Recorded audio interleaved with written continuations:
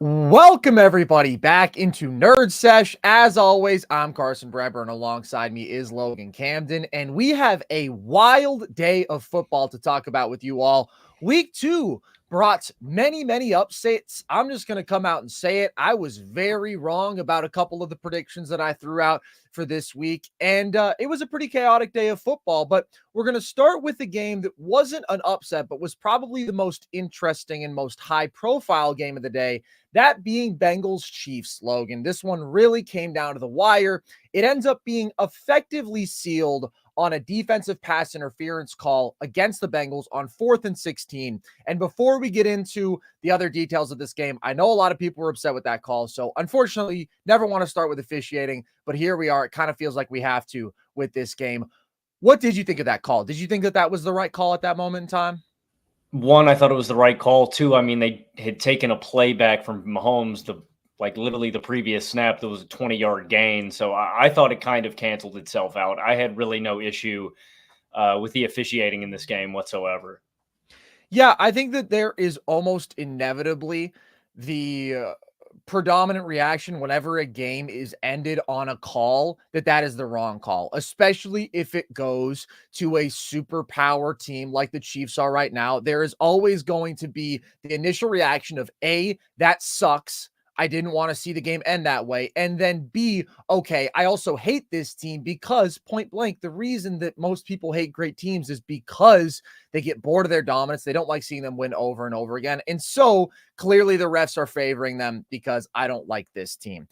The issue that I have whenever there is outcry about a call ending a game is you have to be able to tell me why that is not the correct call. Like, it can't just be, oh my God, there it goes. We all knew that was coming. Classic bailout. Like, that to me is clear pass interference. That is a catchable ball, very catchable. The defender gets there early, hits him. He's not vertical. Like, that very clearly impeded his ability, the receiver's ability to make a play on that ball. So I understand it is a shitty way for the game to end from a viewer's perspective, from a fan's perspective, but it just doesn't change the reality. And people want to believe that the Chiefs are always getting bailed out. So you only remember the instances that confirm that position. But like, as a Bills fan, I remember very vividly when the Chiefs lost a game on Kadarius Toney being offsides before they had that crazy lateral play. So I just think, as you mentioned, there's multiple preceding penalties on the Chiefs that put them in that position. All of them are legitimate. I thought that they were all legitimate calls. I just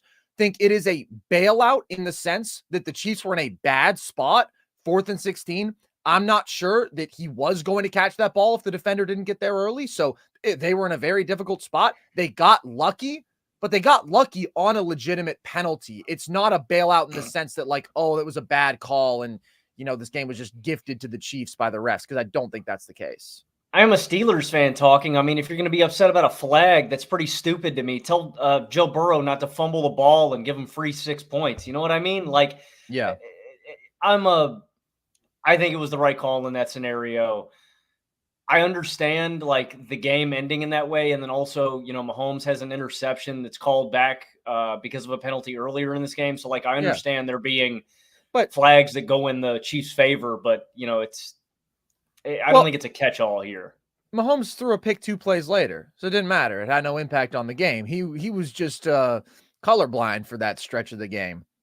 So I think it's unfortunate that that's the main talking point after this one, because it was a really interesting football game, Logan. I know you and I both expected this to be a more convincing Chiefs victory, but they ended up just clawing their way out of this one. What was your biggest takeaway from this one from a football perspective? I mean, I just thought this was one of the worst games I've seen Kansas City play collectively, you know, through their dominant era. This was a really poor offensive showing. You've got uncharacteristic turnovers, and uncharacteristically bad game from Patrick Mahomes. 18 of 25, 151 yards, 2 TDs with 2 picks. It's the fewest passing yards in a single game for Patrick Mahomes in his career. He's got a really bad interception in this game over the middle. The Chiefs collectively, offensively, go 1 of 8 on 3rd down. They muster just 4.8 yards per play. I've said this before about Mahomes, and it's hard saying new things about him, but I expect perfection from Patrick Mahomes. So when he does not reach that standard, like I literally, and when I say that, I mean every single snap, every single play, I'm expecting Mahomes to make the right decision, to make something magical happen. that's just the expectation at this point with Mahomes. And so when he doesn't reach those very lofty standards, I'm disappointed. And the interception over the middle of the field, I just thought was really bad. Mahomes doesn't do that. He doesn't just miss defenders in the middle of the field. It was a Tampa 2. He just gives it right to him. And the bigger issue I had with this game wasn't just Mahomes' mishaps. It was the play calling in general from Kansas City. So many throws behind the line of scrimmage, a ton of screens. And I just thought it was limiting for Patrick Mahomes. You have the best quarterback of all time, one of the most brilliant minds of all time behind center. Let Mahomes make a read, man. Like, they're consistently running the ball on third downs. I'm putting the ball in Mahomes' hands as often as possible, and I'm letting him make reads over the middle of the field. I just thought it was really conservative play calling. I didn't like them turning to the run so much. It was a really bad showing from the offense, and they're lucky that they eked this one out because I thought the defense was excellent. Cincinnati marches down the field in a lot of spots, so maybe not excellent, but they were very, very good. When they needed to clamp up, they did on Cincinnati, specifically in the red zone. Cincinnati has 4 red zone trips in the first half. The Chiefs hold them to 3 field goals on those 4 trips. They allow 1 TD. In big-time defensive playmaking, you have the Burrow tackle. He crosses the line of scrimmage, fumbles. That one's returned for a touchdown by Chamari Connor. Connor also has a big blitz and sack. So the defense bails them out in this game, man. This is one of the worst offensive showings I've seen from Kansas City, since they've achieved juggernaut status, and they're lucky that their defense bails them out here, man. Yeah, I agree. It was a really rough offensive showing in a lot of ways. Like you, I didn't love the play calling. I thought it was too conservative overall. It felt like maybe Andy Reid and the Chiefs felt a little bit of pressure to lean on the run game much more than usual because this Bengals run defense has been a weakness and they got gashed on the ground last week against the Pats. But it wasn't like Pacheco was bad in this game. It just very much kept the offense in check, right? There's really nothing explosive going on there. And you got to give props to Lou Anarumo. He always really gives the Chiefs offense more trouble than basically anybody else there. Like the Chiefs never explode against Cincinnati offensively, but this was a rough showing. And then first drive of the game, the Chiefs have the ball, 1st and goal at the 2. They only put the ball in Pat's hands once on that series. Then they kick a field goal. Like, you're the Kansas City Chiefs, right? Be aggressive. You have a brilliant play caller normally. You're incredible in those short yard situations, getting Pat out in space, getting your athletes in space, using motion to confuse the defense. Like, let's see that. Be aggressive there. Do what you do best. You mentioned the reliance on the run game in general. The final drive, I mean, you run it up the middle on first down, you get stuffed. Then you're sitting with a 3rd and 9 after an incomplete pass on second. You try a screen, you only get 3 yards. It was honestly a dangerous completion. Like, that was just swallowed up. I didn't like the play calling. Penalties on the offensive line were rough. It wasn't a very good game from the offensive line overall, but they set up the 4th and 16, as you mentioned earlier, taking away a big improvised play on 3rd down. On the second to last drive, on 4th down, I should say, they erase a huge gain. On the drive before that, they set up a 3rd and 20, and Trey Hendrickson really was just kind of taking these dudes' lunch. He had his way. He had 2 sacks, and he drew a couple more big penalties, including that last one. But also, Patrick Mahomes just wasn't good in this game. You mentioned the uncharacteristically bad read. Cam Taylor-Britt made an awesome play on the other pick, but still, Pat shouldn't have thrown that ball, and that came just after he threw another pick that was called back because of a penalty. So it was a really, really poor performance all around from the Chiefs offense, but the Bengals offense just didn't quite do what you have to against Kansas City to win a game like this. You mentioned the biggest play, like Joe Burrow gave the defense 6 points. That's the game right there. And they had an opportunity to finish this thing off. If they get one more first down on their final drive, they could have ended the game. Burrow misses Yoshivas just by a little bit. Then he takes a sack. And there was a lot of timely plays from that Chiefs defense, especially on 3rd down. They brought some pressure. So I thought it was a fine offensive performance from the Bengals, but it wasn't the sort of performance that would significantly move me, because we have been low on the Bengals and they had a very real chance to win this game. But I thought a lot of that was because the Chiefs just did not come close to putting their best forward offensively. Yeah, I mean, and I still am concerned about the Bengals long term. I think that's the other side of this coin. They struggled to run the football again in this one, just 3.4 yards per attempt. And Right now, I think they are limited in terms of receiving depth outside of Jamar Chase. Like, you lose Tyler Boyd. We've talked a lot about that loss. T. Higgins is still out with a hamstring injury. I do think that Burrow does have a new good target in Gesicki. I think that's probably going to be the guy that's going to step up. 7 catches for over 90 yards in this game. But they struggle in the red zone. And that was my big issue with the Bengals offense is, like, you have to make the most of those opportunities. If Joe doesn't turn the ball over there and give them free 6 points, if they punch the ball in, either of the 2 opportunities in the red zone, close this game out. It's not close, right? And I didn't think Burrow looked that good. He has the fumble that we've mentioned. He also almost throws an interception very early in this game to Nick Bolton. I will give the Bengals defense props, though. They always seem to play up to Kansas City. But I thought this had to do more with poor offensive play calling from the Chiefs. They do have timely turnovers. The offense doesn't capitalize on them, but I will give a ton of credit to Trey Hendrickson. That dude's disruptive, and you put a rookie left tackle on him. He went to work today, man. Like, I thought that was a huge component of why the Chiefs offense struggled, but I'm disappointed. I don't know. I thought the Chiefs could have played way better. I thought they played way down, and I thought this Bengals defense played up. But I'm surprised that they escaped with this one, man. This felt like a Chiefs game that they were going to lose, man. The Bengals had them on the ropes for most of this game, and they escaped with this one. Yeah, it really just swings on the fumble recovery. But overall, I thought that Burrow outplayed Pat by a bit in this game. I mean, I didn't think that either of them played particularly well, but I thought that Burrow was able to pretty consistently move the ball downfield. He was able to make good decisions through the air consistently. It's just that one killer mistake. In contrast to the Chiefs early, right, in a situation where they're inside the 2, they were very conservative with their play calling, and then they settle for a field goal. I liked that the Bengals were more aggressive. They take a field goal when they're inside the 5 as well, but early on, they've got a 4th and 4. They go for it. That ends up being a scoring drive, 4th and 4 around midfield. Later, they got stood up on the goal line for 3 plays, and they did not accept that. They went for it on 4th, and they got a touchdown out of it. So I did like that. I thought that Gesicki played well. I thought that Yoshivas made a couple of nice plays. I mean, he has a couple touchdowns, ran good routes when he needed to. Cincinnati didn't run the ball well, though. There's no surprise there. I thought their protection wasn't what it needed to be in a couple key moments. And there were just some errors in this game that made the difference.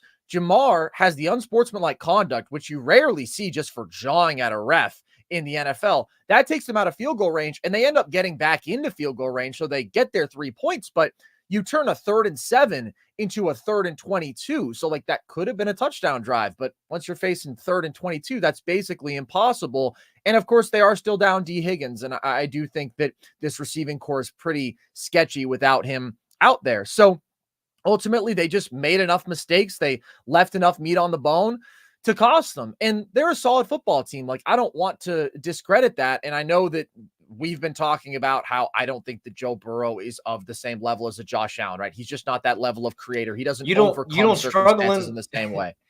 You don't struggle in the red zone as much as you do in this game if you have a guy like Josh Allen. You know what I mean? For sure. But that's not even the point I'm building towards. The point I'm building towards is I say all that, but Joe Burrow is still one of the best aspects of this Bengals team. My point is just he can't singularly overcome a football team that I don't think is that good in totality. They are a good matchup for the Chiefs. They consistently have been. I didn't like Kansas City's approach to this game, but they end up gutting it out. These are games they have to win. For the Bengals, this is a game that you have to win, and I do think that this is a letdown for them. They're absolutely going to be a solid football team, a competitive team throughout the year, but I just don't think that their best punch stacks up against the elite football teams that a lot of people want to put them up against. Yeah, and I mean, now you're sitting at 0-2. You've dug yourself quite the hole. It's always hard to bounce back, man. Every game really matters. It's super important. I'm not counting Cincinnati out by any means, but I completely agree with you. Joe Burrow's a fantastic quarterback. I think it's a lot of expectations on his shoulders to think that he's going to carry Cincinnati single-handedly to the playoffs. I just don't think the collective team is that good. Credit to them for playing the Chiefs as well as they did. They always seem to. You got to finish this one off, man. And Cincinnati gets close. They just can't do it. Let's talk about the Sunday night game, Logan, which was another interesting one. Texans end up leaving with a win against the Bears, but it really felt like the most interesting aspect of this game was on Chicago's side with Caleb Williams, just because the Texans obviously would be the favorite going into this game, and they played a very meh game by their standards. Let's take a look at that Bears offense, Logan, because we know that they basically did nothing in week 1 and still were able to escape with a win against Tennessee because their defense was so stellar. What did you think about Caleb, and what did you think about this offense's performance in week 2? Yeah, I just don't know if Chicago is going to figure it out offensively at all this season, man. They're really limited. They struggled to run the ball. And the biggest thing to me is the Bears just aren't getting ahead of the sticks. You know what I mean? Like they're routinely putting themselves in back against the wall situations where you take a sack or you run the ball on an early down and you get stuffed in the backfield. And then what you're forced to do is expect Caleb to be superhuman and make above and beyond plays. And as a rookie quarterback, that's just really hard to do. Again, I think it's lost on some people with the exceptional rookie quarterback play that we've gotten in the past couple of years. We've gotten these sky-high expectations for Caleb. And C.J. Stroud had one of the greatest rookie QB seasons of all time last year. Justin Herbert spoiled us with his QB play his rookie season. Baker Mayfield had a fantastic rookie year. You know, we look back a little bit over a decade ago at a guy like Andrew Luck, right? That's also one of the greatest rookie campaigns ever. You look at a year previous to Luck, Cam Newton. We've been spoiled in recent memory in the last 15 years with elite quarterback play. Those are anomalies. That's not normal what you're going to get for a rookie quarterback. And so I think we got these astronomical expectations for Caleb Williams, and he's fallen way short of them, right? I'm not going to sugarcoat it. Caleb's looked pretty bad through 2 weeks.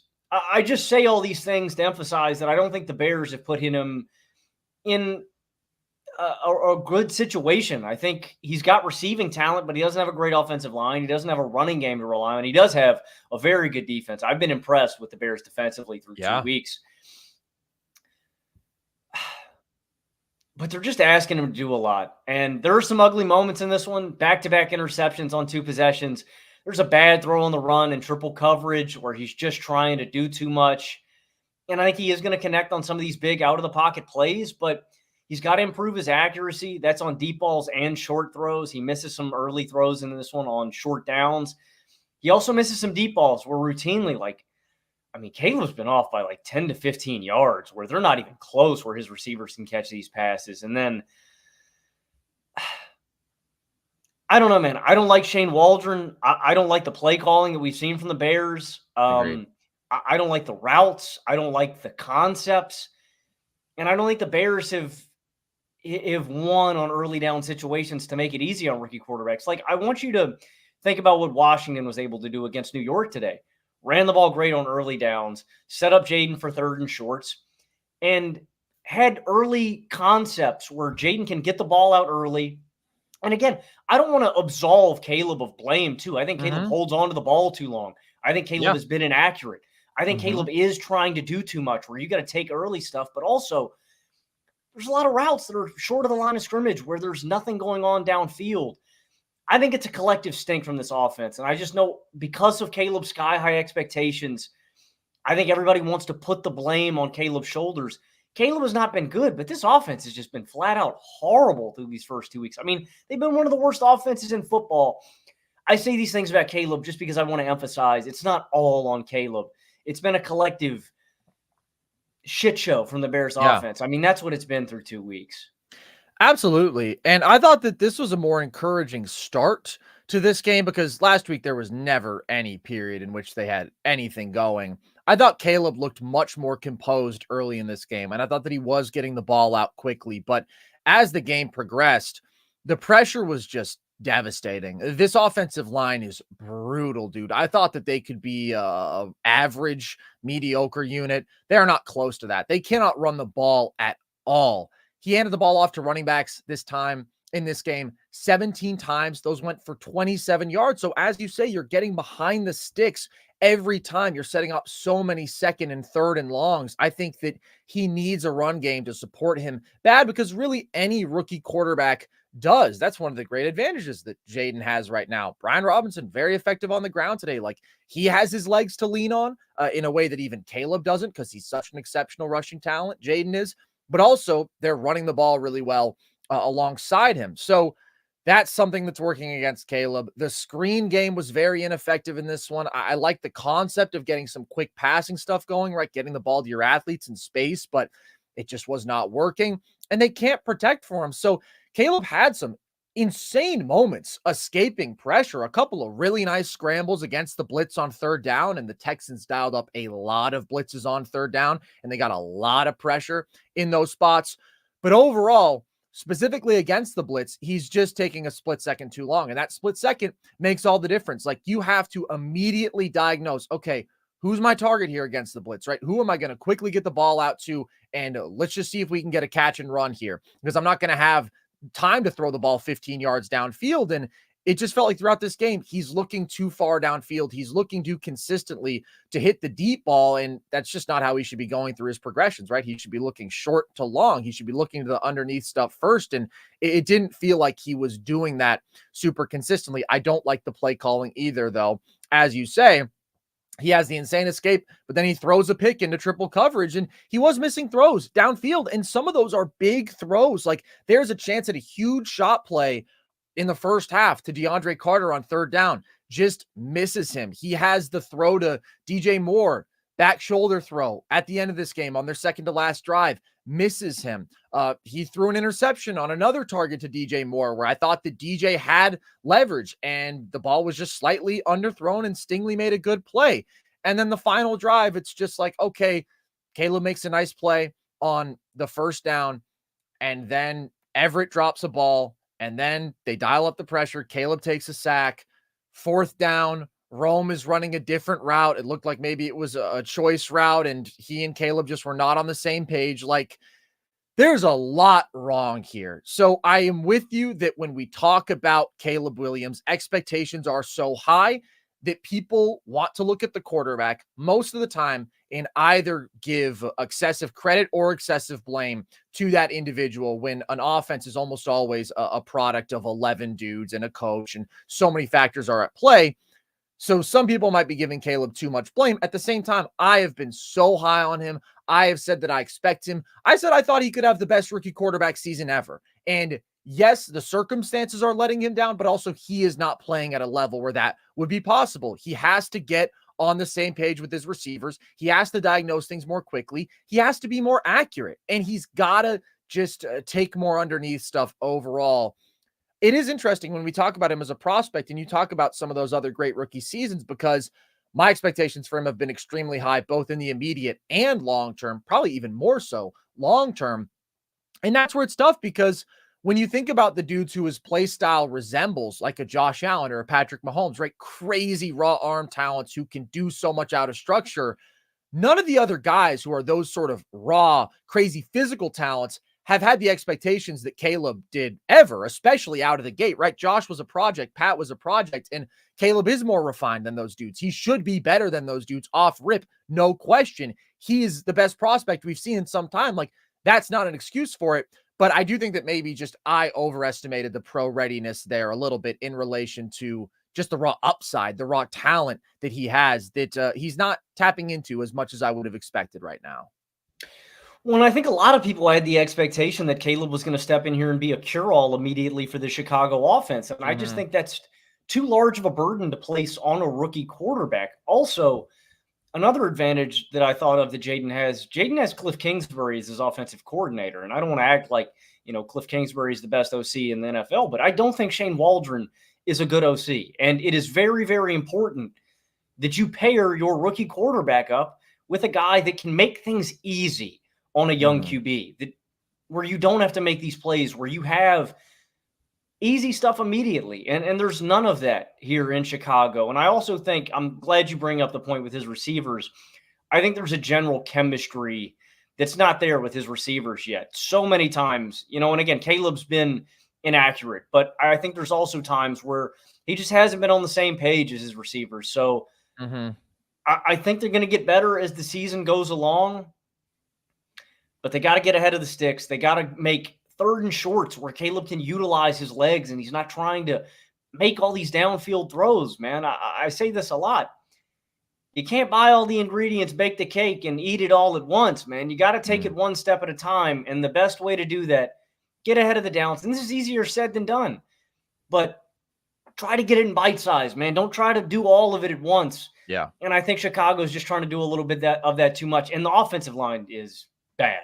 It's bad. Awful. Like the situation isn't as good as I expected it to be for Caleb immediately. And it's not good right now. I don't think this offense is going to be very good. You're probably looking at a bottom 10 unit. I don't think that's going to change as the year goes on. I think Caleb will look better. I think he'll get more connection with his receivers. I think he'll connect on some more of these big plays, but I don't think this offense is going to get meaningfully better as the season goes along. You're probably looking at, again, a bottom 10 unit the rest of the way. I don't think you were going to see a magical, just flip the switch and Caleb's going to magically fix this offense.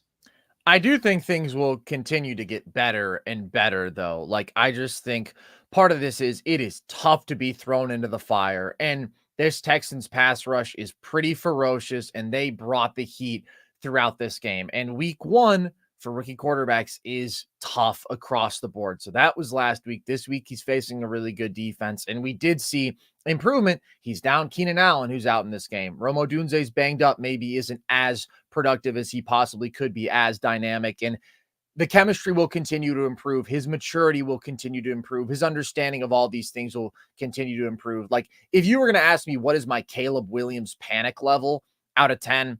I'm at like a 2.5, right? If that, maybe I'm at a 2. Like, I deeply, deeply believe in him.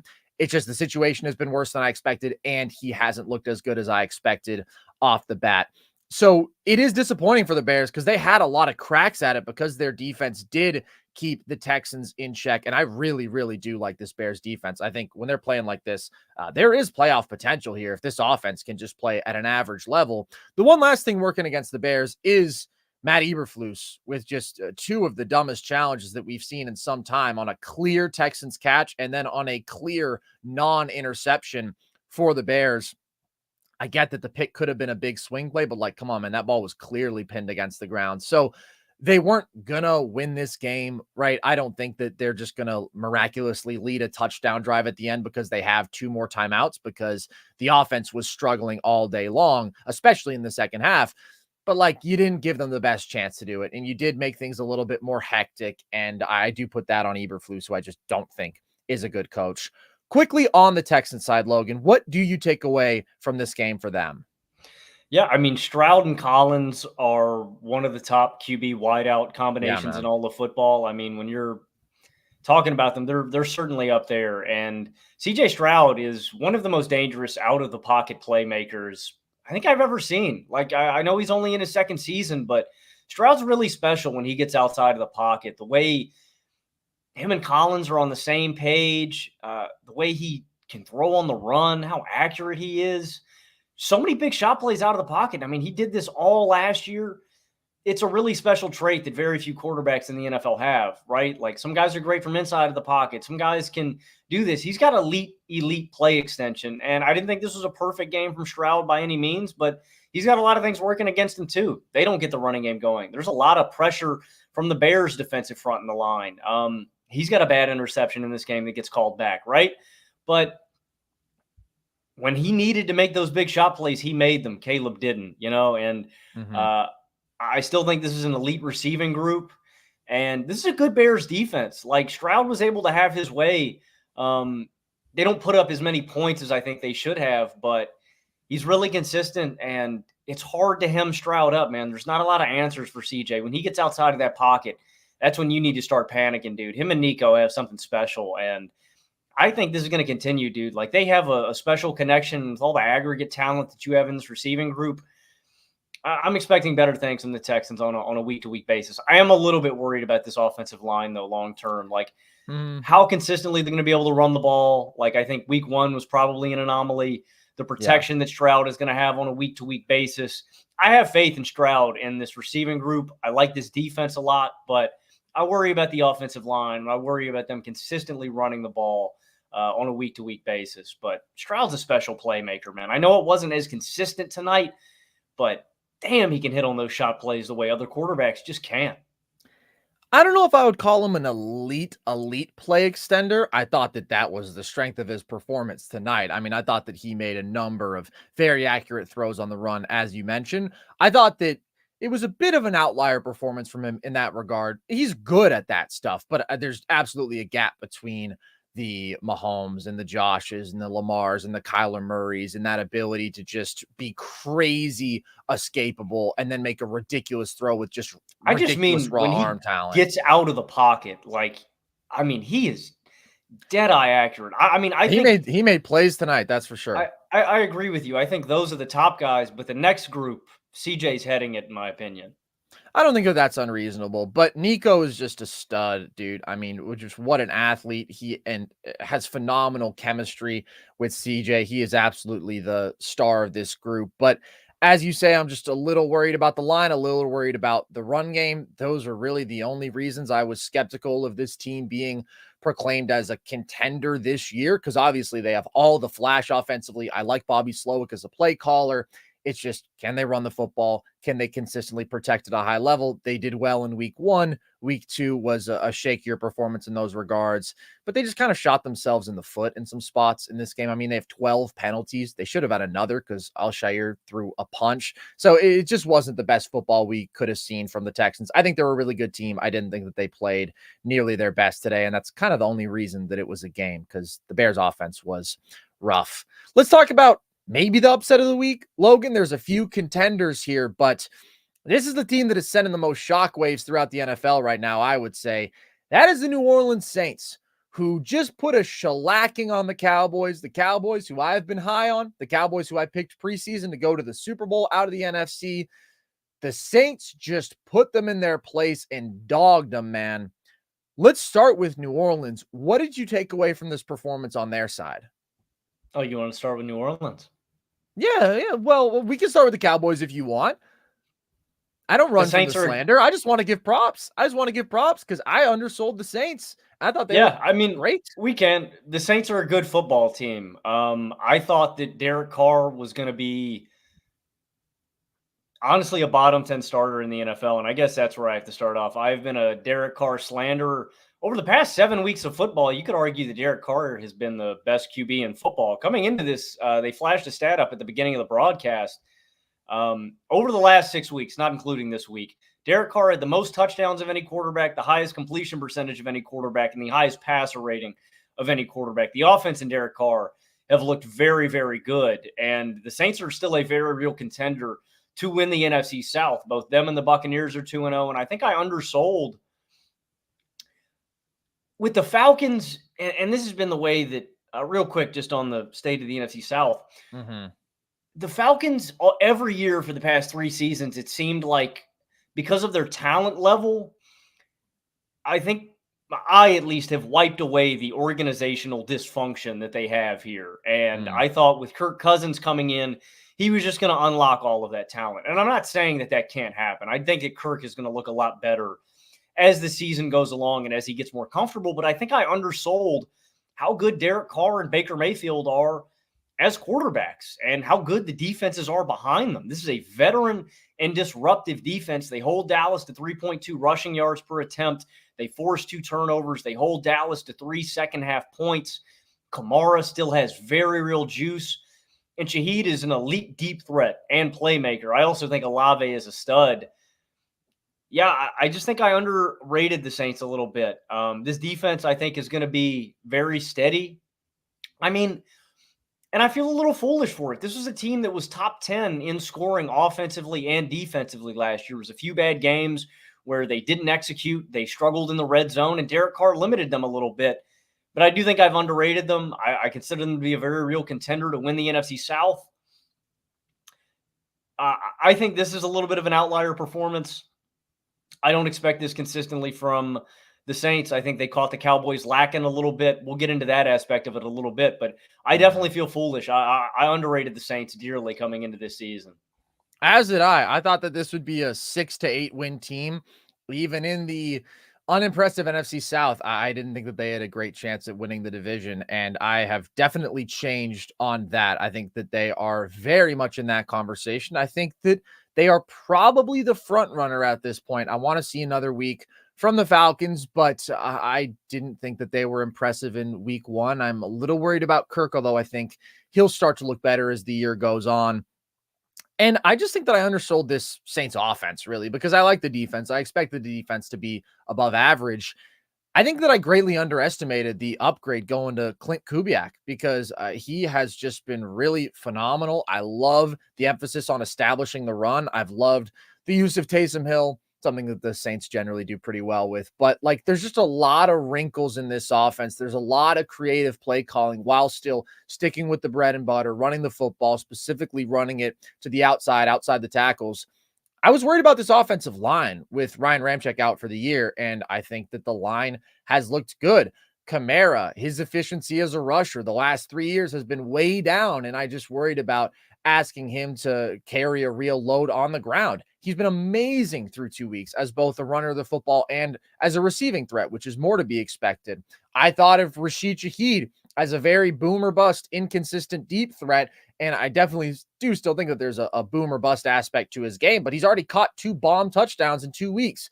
Olave is great, of course, and Carr's just letting it rip and putting throws on the money. And I've never been a Carr detractor like you, but I do think that in the scope of today's NFL, he's a very average starter overall, but he's been playing really well through these first 2 weeks, but it's really been the run game as the staple of this offense where they were just dominant today. So I've been impressed, dude. I definitely think this is a team that could win 10 games. Ultimately, I think that we need to see this sustained. I do still think that Carr is going to be a bit of a limiter against some of the really high-end offenses and high-level quarterbacks you're going to face in, a playoff environment. But I'm definitely impressed and higher on the Saints. And their defense has come in big, man. They got a ton of pressure in week 1. They got a lot of pressure today, especially in timely situations. Third down, a lot of pockets just collapsed on Dak, and they were able to get themselves off the field. So it's a shellacking. It's impressive stuff from New Orleans, but I know that you're jonesing and you're itching probably to laugh at those Dallas Cowboys. So why don't you go ahead and hardy har har? Yeah, I mean, I can summarize it in 4 words for you. Some things never change. I can summarize it in 3 words for you. Told you so. I can also summarize it in 2 words for you. What is this, creative writing class? Classic Cowboys. It has all the typical tropes. What about 1 word? Fart. Shit. It has all the typical tropes of a Cowboys meltdown. Inexcusable shot plays. Shaheed 70-yard bomb, Kamara 55-yard TD. The defense completely falling apart. The Saints scored a touchdown on all 5 of their first half possessions. Multiple Dak turnovers, 2 interceptions, and a fumble. That one luckily was not lost. Carson, it's games like this. It's why I don't take the Cowboys serious in big games. Admittedly, I do think the Cowboys are better than this on average, but it's a typical Cowboys. And I picked the Saints to win this game. I didn't think it was going to be an ass beating like this, but I did think the Saints were going to win. They dog walk Cleveland. They get everybody riled up. They think everything's going to be easy coming into this week. They build all this hype train up. And of course, it comes crashing down. They come out completely flat against New Orleans. Like, the Saints are admittedly a good football team, better than I thought. But they could have lost to the Saints, and it's just not been this bad. It is specifically the way they lost. And I understand they didn't practice this week, and I sympathize with that. The hurricane disrupted their practice schedule. It was dangerous for them. But this was an embarrassing loss, and I still think this Cowboys defense has very real issues. I think we looked at them bully Deshaun Watson and his offensive line, and that was a good win. I'll give them credit for that. But I still worry about them defending the run. They allow 190 rushing yards in this game. That has been the weakness of the Cowboys defense this past 2 years. I thought they were going to fix it with Mozzie Smith. He was not very good last year. I thought maybe we saw them trending in the right direction last week. That is still probably the biggest issue with this team, and I think they lack elite athletes with speed, and I think that was on display with Shaheed burning them, with Kamara getting out in space, and nobody being able to make a play, and specifically their linebackers. I'm worried about this linebacking core. I thought Kendricks looked good in week 1. I thought this linebacking core looked really poor here in week 2. So, look, I think the Cowboys are a good football team. I think they are on the cusp of being a real contender, but it's them consistently, year over year, coming out completely flat in games like this and getting whooped. That's why I don't take the Cowboys serious, man. I don't think they're a real contender because of games like this, and they continue to burn I hate to say it, you, Carson, I'm not buying into the Cowboys. You have staked your claim in Dallas. I hope that they turn it around for your sake. I hope they look better. Thank you. I'm not biting the bait this year, man. Well, we can't really say anything until we see Deron Bland out there, can we? For sure. Yeah. I mean, that's the big difference, right? It's going to change everything. Listen, this is signature Cowboys stuff. This is exactly the way that they lost their games last year, where they would give you just a dominant win, maybe even 3-4 really impressive wins in a row, and then they would lose a game ugly. And often it would be the defense that suddenly is just incapable normally against a good offense. Because I honestly didn't think the Cowboys offense was bad in this game. Like, they just weren't finishing drives with touchdowns early, but they were consistently moving the football.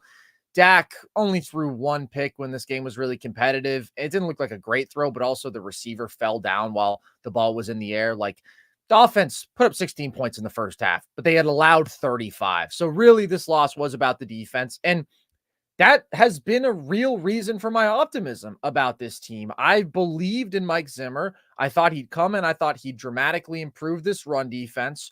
I thought that Eric Kendricks was a good addition, as you mentioned, and I thought that they would clean up some of the disastrous breakdowns on the back end of this defense that allow those explosive plays through the air. Those were the exact two things that killed them today, and they were the exact two things that killed them last year. So it's obviously a very, very concerning performance from them. I do think that they have the talent. I don't think that that's a question, but the coaching to me was a reason that I believed in improvement. I don't like Mike McCarthy very much, but I did like Mike Zimmer, and I thought that this was a disappointing performance from the defense. Obviously, the one thing I will say, everybody's going to want me to bail on the Cowboys. Look around the NFC, man.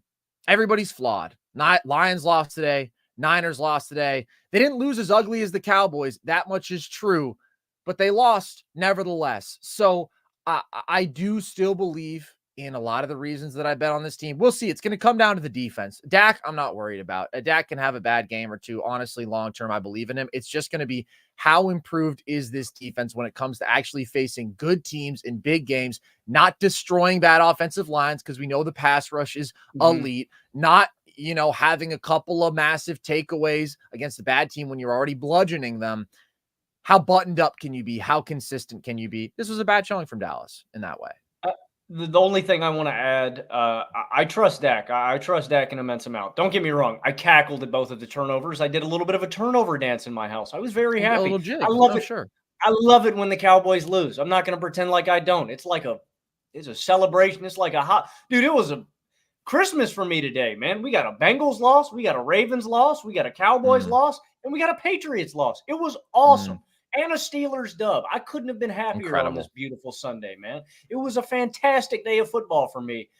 I'm so glad. I am worried about the Cowboys offense and how much of a burden Dak has to produce every single week. Like, Dak has no margin for error with the offense around him. Ezekiel Elliott is washed. I'm not convinced of anything else. I think he can be a little bit of a receiving back. He's got no pop, no explosiveness, no juice. I don't think the offensive line is as good as it was a couple of years ago, and I am worried about this defense. Defending the run up front, I don't think their defensive tackle or interior defensive line is very good. I'm worried about the linebackers and their consistency, and I don't like the secondary's depth. I think Stephon Gilmore was very good for this team on the back end when they had injuries last year, and I think his loss was felt a little bit. Not like he's one of the best corners in the game at this stage in his career, but as your second or third guy, he's very good. And so I just don't like the Cowboys roster top to bottom. I trust Dak. I trust CD. I think the offense is probably the strength of this team, but this is a defense that needs to make plays, big-time plays. We always talk about that, which means they need pressure at the right time from Parsons and Lawrence, and they need big interceptions. And when you don't get that from this team, I think they struggle on a series-to-series point. I hope this is the low point for the Cowboys this year. I hope we don't get a stinker like this, because the Cowboys can lose. They just can't lose like this. No, definitely. It's an all-around meltdown. Very, very bad showing. You mentioned Zeke. I did think that was the one issue with the offense today. I mean, they did not run the ball effectively. They didn't have a ton of chances because they were just letting up touchdowns every time down, and so they dug themselves a hole pretty quickly. but I would like to see more Dowdle. I think that he's better than Zeke. I thought that Zeke had a relatively impressive week 1, but ultimately I do think that he is washed as a football player. Let's talk, Logan, though, about another NFC South team that upset another NFC favorite. The Bucs took down the Lions. So my Super Bowl pick out of the NFC goes down, but so does yours, buddy. But to be fair, it is to your darling baby boy, Baker Mayfield. So I don't know. You probably weren't too upset about it. Do you want to start with Detroit or do you want to start with Tampa? Who do you think this game said more about? To me, it said more about Detroit. Like I do like the Bucs, and we'll get into that. But I put this loss on the Detroit offense, and that may be surprising, but I blame Ben Johnson. I thought this was a poor offensive game plan and scheme. Traditionally, right? I mean, this is a Lions team that is damn near perfect on that side of the ball. And I thought the entire way through this game, do I need to put an APB out for David Montgomery or Sam Laporta? Laporta has 2 catches for 13 yards. Montgomery has 11 carries for 35 yards. And so he wasn't as productive as Gibbs was when he was in the game. But I thought in the red zone, and just more consistently, they should have had him out there, and they should have been running the ball between the tackles. I just think they got away from their offensive identity. Along with that, I put a large piece of this blame on Jared Goff. I still think he's the biggest question mark about this team making a deep playoff run, and I realized they do it last year. They beat the Rams. They beat the Bucs, the 2 teams that they faced in week 1 and week 2 on that run. And the first interception is not on Jared Goff. I thought there should have been a defensive pass interference called. I thought J-Mo got caught up with a defensive back, and they did not throw a flag. I thought that was on the referees. I mean, it's a bad ball by Goff, but he's expecting J-Mo to be there. So I put that on the referees more than I put on Goff, but he looked antsy and uncomfortable. And the second interception was inexcusable to me. So Goff has to stop having these games. It's like, I like Goff. I think he throws a very pretty deep ball. I think when they can establish the run, he's a very good play action quarterback. And for the most part, accurate, on time, a good decision maker. The Lions are flanked with a ton of talent here offensively and a really good offensive line. But Goff, more than these other really good quarterbacks, because I do think Goff is a really good quarterback, is prone to having games like this. And you just feel it from the jump. Just uncomfortable. And when Goff is having a game like this, as a Lions fan, I'm not a Lions fan, but I know people that are, you just feel this sinking feeling throughout the game like, this is not going to be good. And I felt that way from the tip with Goff, that we were on the verge of having one of these kind of games. I also put a large part of the blame for this game on Dan Campbell for game management. You cannot have that kind of penalty at the end of the first half. They get a too many men on the field penalty, and it takes away your opportunity for a touchdown or a field goal at the end of the first half. And it just changes the dynamics of this game. You either score and you're leading towards the end of this game, or you kick a field goal at the end of the first half and you need just a field goal to win the game instead of a touchdown on that last drive. On the other side of this, I was very impressed with this Detroit defense. Immense pressure exerted by this line. Aiden Hutchinson, I think, is an early front runner for Defensive Player of the Year. I mentioned this stat a lot last year. Aiden Hutchinson led the NFL in total pressures in 2023, so I think he got a little bit undervalued. His sack total was not immense, but his pressure on the game was very, very consistent, and you feel it in this game. He has 5 sacks in the game. I don't know how they determine this. They end up turning it to 4.5 sacks. They take half a sack away from him. 2 of them are strip sacks on Baker, and also on that stat, the total pressures. He had 12 more total pressures last year than second place. I mean, it was a very large gap. Like, Hutchinson was consistently great. And so I think him, Watt, Garrett, Parsons, probably Fred Warner after today's game as well. I think they're early leaders for Defensive Player of the Year. Max Crosby ruined the game today. Crosby as well, for sure.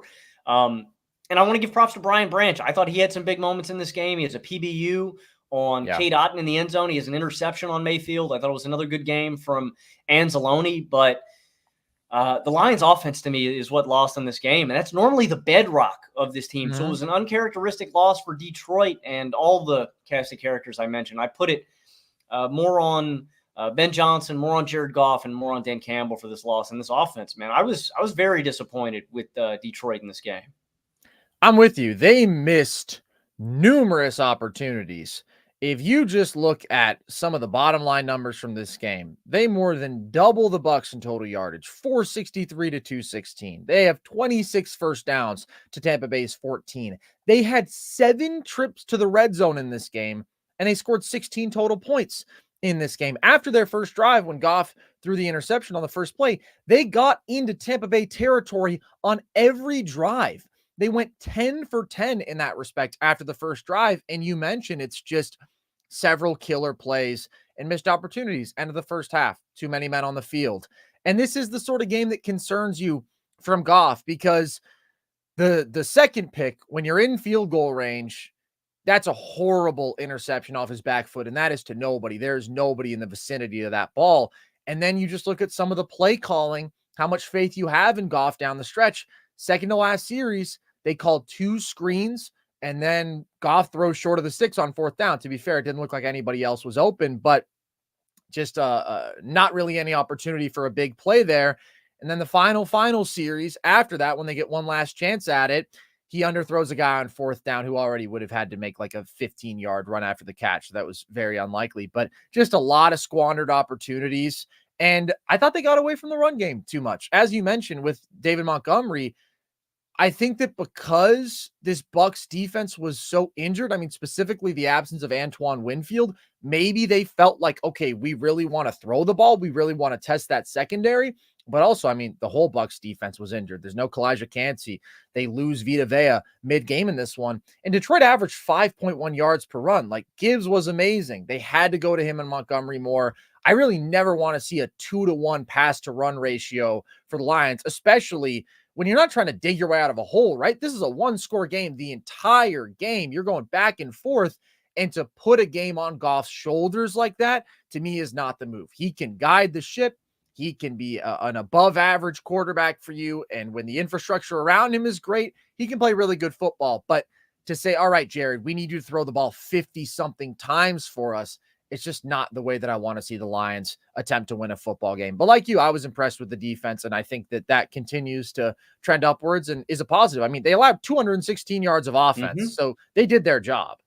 And especially what was just extra confusing for me about Detroit was just when you sense that Goff doesn't have it going early in this game, the fact that you just repeatedly keep going back to him and you don't change your offensive formula, that's what left me scratching my head. But I was pretty impressed with Tampa Bay as well. First of all, I want to give props to the Buccaneers defense. They played their best when it matters most. As you mentioned, Detroit had 463 total yards in this game, but they hold Detroit to 1 of 7 in the red zone on touchdowns. It's 3 field goals, an interception, a turnover on downs, and the end of the half when the clock runs out on them. They forced 2 turnovers, both of them Goff interceptions, and so they were timely. They were good when they needed to be good. My big takeaway on the other side of the football for Tampa Bay, though, is in a lot of ways, Baker Mayfield is the entire offense for Tampa Bay. I mean, in this game, he is responsible for all but 36 yards of Buccaneers offense. He is under pressure all game long. He is scrambling for his life. He's getting out of the pocket and making plays. And this was a limited rushing attack last year. They were number 32 in terms of yards per attempt. In this game, they have 40 yards on 17 carries from their running backs. Baker Mayfield himself has 35 rushing yards. And specifically on the final drive where they score a touchdown, I was fired up, man. That's 2 big runs to score the TD. He breaks a defender's ankles with a crossover. I mean, that was filthy. And then on the next play, says, screw it. I'm going to go in isolation. I'm going to just do it myself and run in the end zone. I mean, this offensive line is not great. I thought they got pushed around today. They can never get pushed for the running game.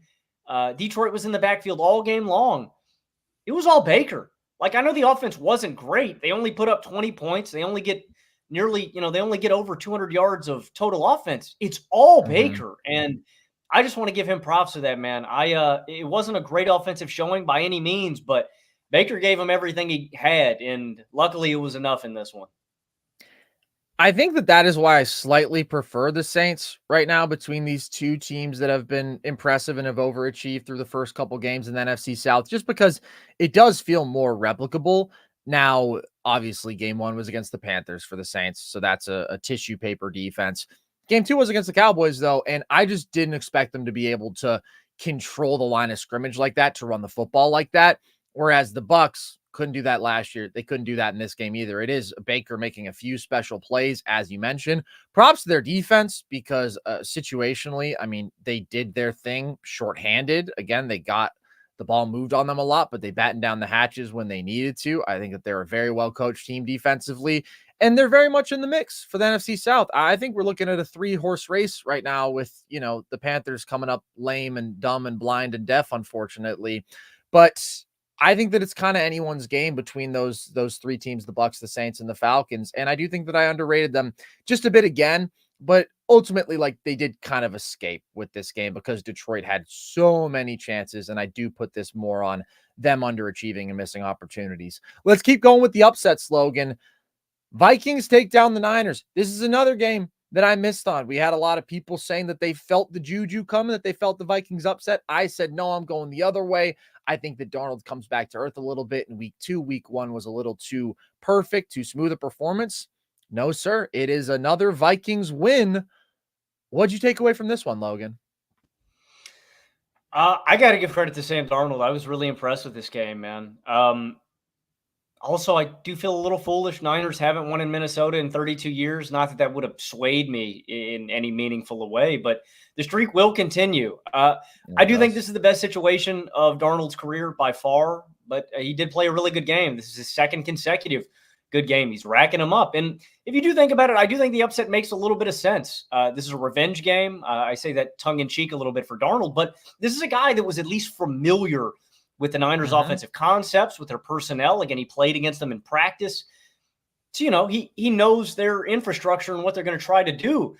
We got to start with that 97-yard touchdown, though. I mean, that's a ballsy throw from Darnold, standing in the pocket, in your own end zone, and he launched a rocket that was in a perfect spot.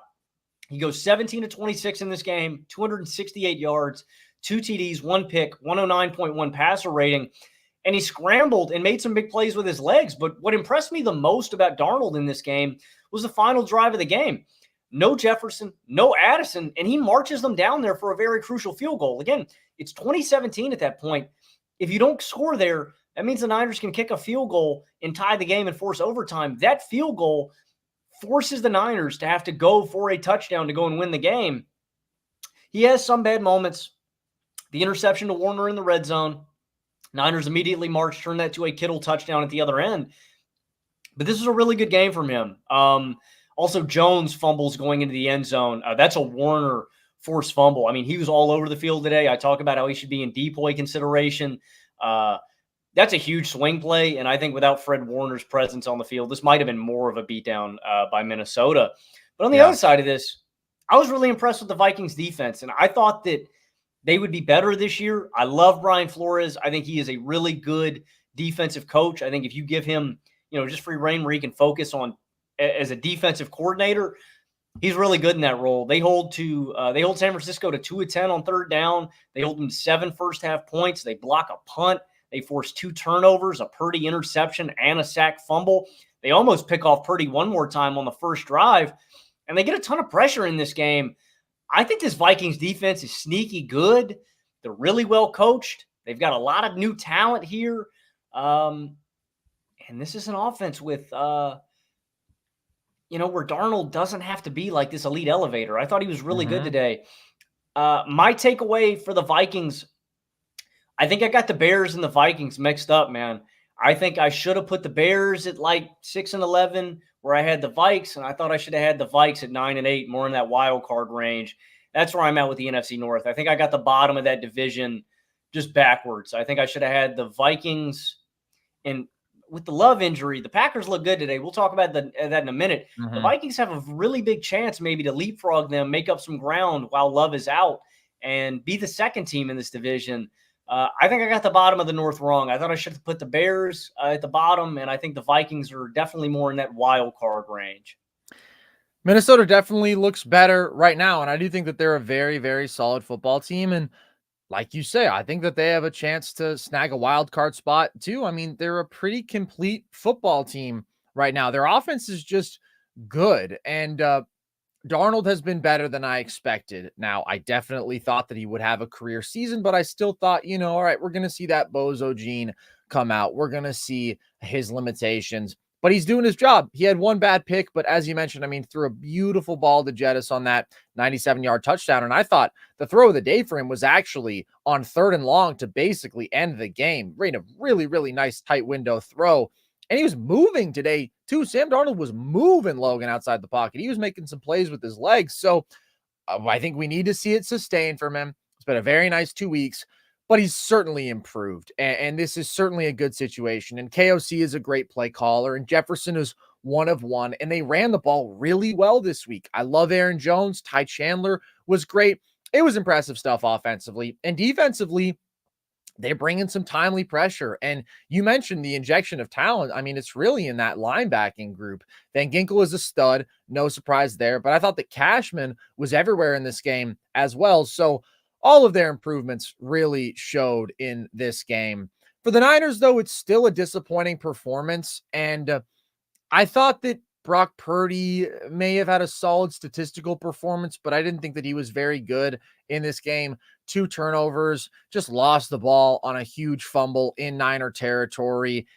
And San Francisco just couldn't convert on 3rd and 4th down. They go 2 of 10 on 3rd. I thought that Brock was a little bit inaccurate. He was putting some balls high. Debo was having to adjust. I think this is a solid combination of the Vikings playing a really good football game and the Niners not playing up to their potential. Of course, they don't have CMC, but this offense still has so many talented players, and they still have Kyle Shanahan, and like they should still be able to execute and put forth a good offense as they did in week 1. Jordan Mason was able to ball out, and they couldn't quite do it in this one. I do want to see more Ayuk. I want to see him more involved in this offense because through the first couple of weeks, he really hasn't been all that much, and he had a couple shaky moments in week 1.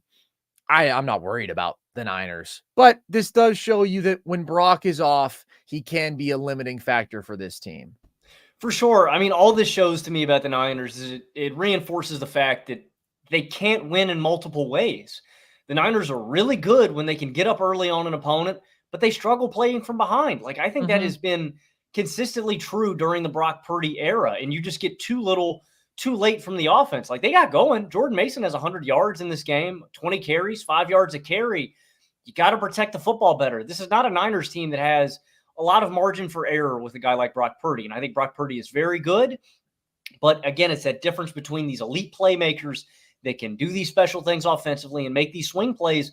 You got 2 bad turnovers from Purdy in this game, and he is a little bit inaccurate. Again, they get going late, but this has not been a strength of the Niners team. This is a team that they stick to a formula. And I think you see that with the Baltimore Ravens here today. We'll get to that in a minute too. But both of these teams struggle when they don't get up early, when they have to play from behind. And the Ravens also have been blowing leads too. Again, we'll get to that. But very much so, both of these teams, I think, struggle from playing from behind, struggle playing with deficits and having to get back into football games. And they have yet to show that they can win like that. I still think that's probably my biggest concern with the Niners.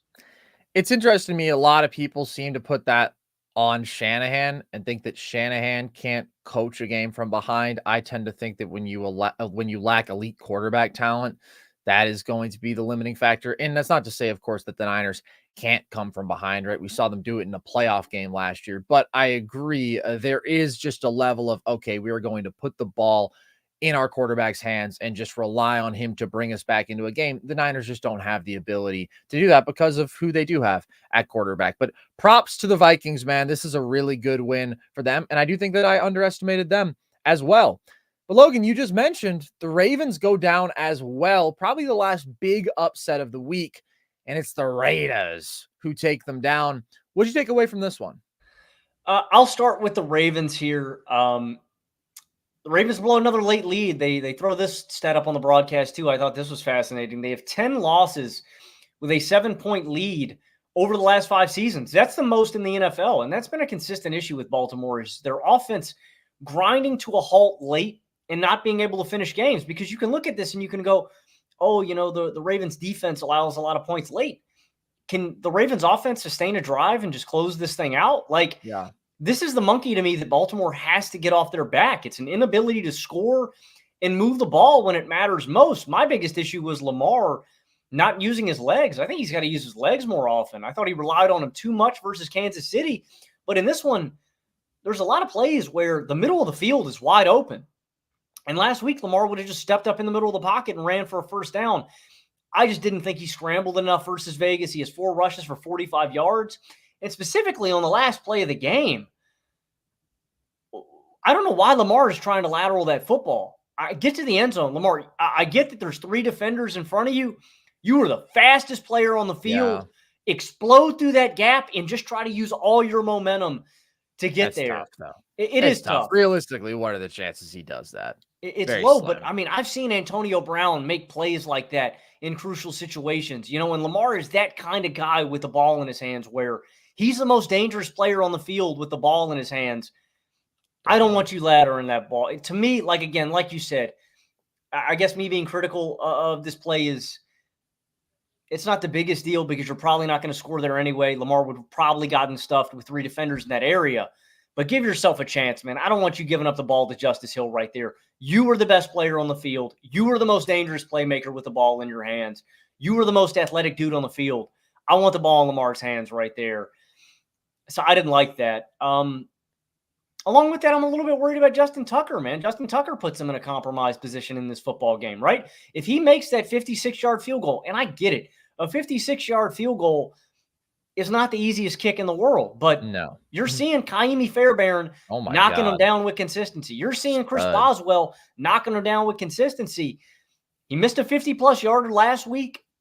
Dating back to last year, he's 1 of 7 on 50-plus yard field goals, and it's just a reputation thing with Tucker. I expect perfection from Patrick Mahomes. I expect perfection from Justin Tucker on basically every kick. I expect him. I mean, I don't mention Brandon Aubrey. You know, right? I think he's going to make that kick. Evan McPherson. I think he's going to make that kick. Justin Tucker has given me reason to doubt him when he steps up to go and kick that ball now in a way that I didn't have with Tucker. And he costs him a little bit here. It's the difference between the game being tied when the Raiders make that field goal and going into overtime and giving yourself a chance to win versus you losing. And so I'm a little bit worried about Justin Tucker, too, on the Ravens side. I'm with you there. I just think that he's regressed, period, point blank. I think that we've seen enough to say that. He's no Kaimi Fairbairn. He's no Brandon Aubrey. You know, we got to accept, Logan, the next generation is here. And they're pretty ridiculous what some of these kickers are doing right now. This is a bad loss for the Ravens. I mean, it's just a collapse. They come up empty on their last 3 possessions, and they allow scores on their last 4 defensive possessions. I want to give props to the Raiders because they did some good things down the stretch, but I'm just worried about this Ravens line. I think that was the biggest takeaway from week 1, their inability to protect for Lamar. That's the issue in week 2 as well. Lamar threw 1 pick from a clean pocket. I also thought the defense made a great play. He didn't play a great game. As you mentioned, he could have done more with his legs. At the same time, if he sustained the physical toll that he did in week 1, I don't think he was going to stay healthy. He can't run the ball 14 times every week. It's just too many hits to take. But the challenge is, like, he does need to carry a real significant burden for this offense, and he has to create a bunch out of structure. Max Crosby and Christian Wilkins, that's not an easy matchup up front, but, like, it was rough, dude. I mean, Crosby dominated this game, and that's ultimately what ends this game, basically. Lamar has to take a sack on the final series. That kills the drive. The drive before that also, just in terms of offensive line play, you have a false start, takes away what would have been a 3rd and short. Now you're back looking at a 3rd and 6. They can't convert. Ball gets deflected on that play. So Lamar wasn't great in this one, but I don't put this loss on him. He had to make a play down the stretch. I want to be clear about that. Like, he's an elite player. There is that expectation, but I don't like what I'm seeing from the line. I still think the Ravens can commit to running the ball more early and often in these games. And I'm worried about them. Like, I still think they're going to be a very good team. I'd be really surprised if they didn't make the playoffs. But if we were evaluating the concerns about the Cowboys, the Niners, the Lions, the Ravens, all these teams that were upset, I might be most worried about the Ravens relative to my preseason expectations just because of that offensive line, dude. I just think as great as Lamar is, it's a tough formula to sustain. Yeah, I was just pulling up a stat here real quick because intrigued me. Only 6.25% of teams that start 0-2 make the playoffs. And so, I mean, the Ravens have dug themselves quite the hole here. It's just really hard to do so. And this is one you got to have. I'm not calling the Raiders a pushover, but like when we're looking at, the contender hierarchy here, the Raiders are just in a different tier, right? The Ravens are a team that I consider to be a real deal contender. Now, with those other contenders you listed off, I'm probably a little bit more concerned about Dallas. I think they have some of the similar flaws that Baltimore has. I'm probably a little bit more worried about their defense than Baltimore's, but it is worrying, and specifically it's a line. Their line has regressed from last year, point blank simple. They are not as good as they were last year. That's a problem when a lot of teams have gotten better, and so I am a little bit concerned, but I do want to give the Raiders props. I think the Raiders are going to be competitive in a lot of games this season. This is not a bad football team. An upper echelon defense, good front. Max Crosby was everywhere today. So was Christian Wilkins. Robert Spillane, former Steelers linebacker, love him. His blossom in Vegas. He made plays all game long. Big interception on Lamar. Just takes the ball from Rashad Bateman. He's got another big pass breakup. I thought we saw good play from a couple of guys in the secondary, Jack Jones and Jacorian Bennett. They have 2 pass breakups in this one. And the offense can be capable. The Raiders scored on 4 consecutive drives, as you mentioned. They've got a top-notch playmaker in Devontae Adams, 9 catches for 110 yards and a touchdown. Has a beautiful toe drop here towards the end of this game. I mean, only something a veteran receiver is going to do. Really reliable number 2 option in Brock Bowers, 9 catches for 98 yards. Jacoby Myers can make plays. And they've got a game manager I trust in Gardner Minshew. I know he has an interception in this one. He has a fumble. But I thought he bounced back in a big way. You know, a lot of quarterbacks are going to put their head down in a situation like that. They're going to spiral out of control. He didn't. He stayed composed, and he made plays. 30 of 38, 276 yards. I do think they desperately need to get this running game going because it does remind me of Tampa Bay last year in a sense. And what I mean by that is you have a corked-up white boy that I like under center, right? Baker Mayfield, Gardner Minshew. And they've got really good skill position talent around them. That's why I like this offense to an extent, because it's not like there's nobody they're working with, right? Baker has Mike Evans. Gardner has Devontae Adams, right? Baker has Chris Godwin. Gardner has it's always got to come back to Baker. Right? And so I think this Raiders offense can be capable enough in games. I don't think they're going to be an elite group because of how they struggle. They also struggle to run the ball, much like Tampa Bay. But they've got a good defense. They've got a guy I like under center with playmakers around them. I think the Raiders are going to be really, really competitive. But expecting Gardner, very much like Tampa Bay, expecting Baker to carry this kind of burden on his shoulders week in, week out, and to win football games like that is just a little too much to expect. So I think they've got to get this running game going a little bit more if they want to win more consistently. But the Raiders are a good football team. They're going to be competitive in a lot of games this year. Baker's just much better than Gardner on the corked up white boy 100%, hierarchy. 100%. You know, we're talking about different tiers here. So when Vegas gets capable quarterback play, I do think that they're scrappy. That's just going to be the question, is how much bad Gardner do you get versus how much okay Gardner do you get? But listen, they're going to win some games. They're going to take some games from some good teams, as they did today, because Crosby can blow up the game. And when they can just get the ball to their playmakers like they did with Devontae and Bowers, especially down the stretch, because Devontae had a quiet start to this game.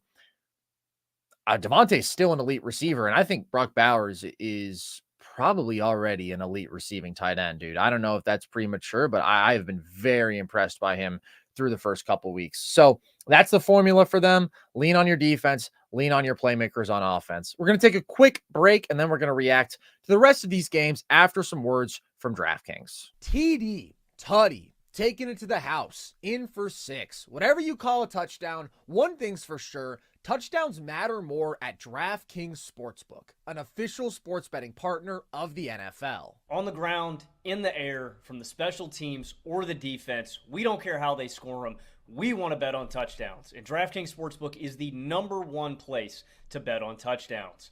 Ready to place your first NFL bet? Try betting on something simple, like a player to score a touchdown. Go to the DraftKings Sportsbook app today and make your bet. Ready to do a touchdown dance of your own? New DraftKings customers bet $5 to get $250 in bonus bets instantly and get 1 month of NFL Plus Premium. Download the DraftKings Sportsbook app and use code NERDS. That's code NERDS for new customers to get $250 in bonus bets when you bet just $5 and get 1 month of NFL Plus Premium. Only on DraftKings. The crown is yours. Let's talk about a divisional matchup, Logan, that I was excited for, that I thought would be a good game, and it ended up just being a bludgeoning. That is Cardinals-Rams. You've been high on LA. They are on the receiving end of a beatdown in this one. What did you take away from this game? I took two big things away from both teams. I'll start positively with Arizona. I think Yes. I made a mistake leaving Kyler Murray off my top 10 QBs list. I mean, this was a phenomenal game. And I know he wasn't far off. You know, I think Kyler probably would have been Yeah. the 11th guy if we had made the extension. And we've been big supporters of Kyler for a while here. I mean, sung his praises. You know, I think, again, collectively, I think when Kyler got injured, I think a lot of people underrated him a little bit. And I think Mhm. I even might have been in that group. Like, I think I took some of what he does for granted. 17 to 21 in this game, 266 yards, 3 TDs, 59 rushing yards. And I'm thinking about the guys I would take him over at this point. I would certainly take him over Jalen Hurts. I would take him Yeah. over Trevor Lawrence at this point. And then, I get into Agreed. some other guys. I do think I underrated Matt Stafford. I think I'd have Stafford higher on that list if we redid it. I think I'd have Rodgers on my list. I might drop Did you have Rodgers above Kyler?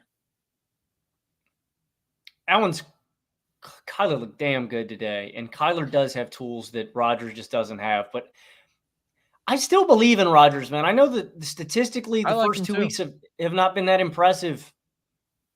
I think I barely take Kyler, and that one's tough. But the physical traits that he is an elite scrambler of the ball. He's so elusive. He's so great at evading pressure and escaping sacks. He's got a cannon arm. And as you Yeah. mentioned earlier, when you're talking about these off-script playmakers, Kyler can just do stuff that other quarterbacks can't, man. He fits that ball to Trey McBride between two defenders on a corner route. That was a beautiful throw. He's got Mhm. another off-script play to Marvin Harrison Jr., that touchdown to Elijah Higgins. It's just Yeah. special stuff. And I thought it was a great game as a whole from the Cardinals offense. Kyler, Marvin Harrison Jr., James Conner, everybody. But that was one of my big takeaways is just, damn, man, I think that I underrated Kyler. Even as much as I love the guy, I made a mistake by leaving him off my top 10 QBs list. Kyler's awesome, dude. And let's just be honest, through 2 weeks, he's played the best football of any quarterback on the planet. I think it comes down to him and Josh. I thought Josh was amazing in week 1. I thought that Josh was just solid. I mean, he just didn't have to do that much in week 2. I thought Kyler was really good in week 1. I thought that his stat line undersold the level that he played at. He was really impressive as an improviser and scrambler when he needed to be, but he was surgical from the pocket. And then this game, he was just ridiculous. I mean, look at his stats through 2 weeks: 73% completion, 8.2 yards per pass attempt, 4 touchdowns, no picks through the air. And then he's got 116 rushing yards on 10 attempts. He just makes so many plays that almost nobody else can. I mean, he evades sacks that only Lamar can with his elusiveness and quickness. And then he makes throws that only like Mahomes and Allen and, Anthony Richardson, honestly, but like very few dudes have the raw arm talent to make as well. But he's accurate too. Like the accuracy on so many of these bombs. I mean, balls 40 yards downfield on the run off his back foot, rolling out to his left. He made a ridiculous throw to Marvin Harrison Jr. Both of his first 2 touchdowns to him were insane. You mentioned the one to Higgins where he evades a sack 3 times, rolls out to his right, and then throws a perfect ball 35 yards downfield. Like all that, there were 4 ridiculous throws in the first 17 minutes of this game. So I think he's been really disrespected. I think he's been very underrated. The top 10 is very prestigious company. I honestly think if I were to revisit that list, I might bump Rodgers out of it and I might slide Kyler in to my 10 spot. Even though I think Rodgers has been good, I just do think there are athletic limitations there.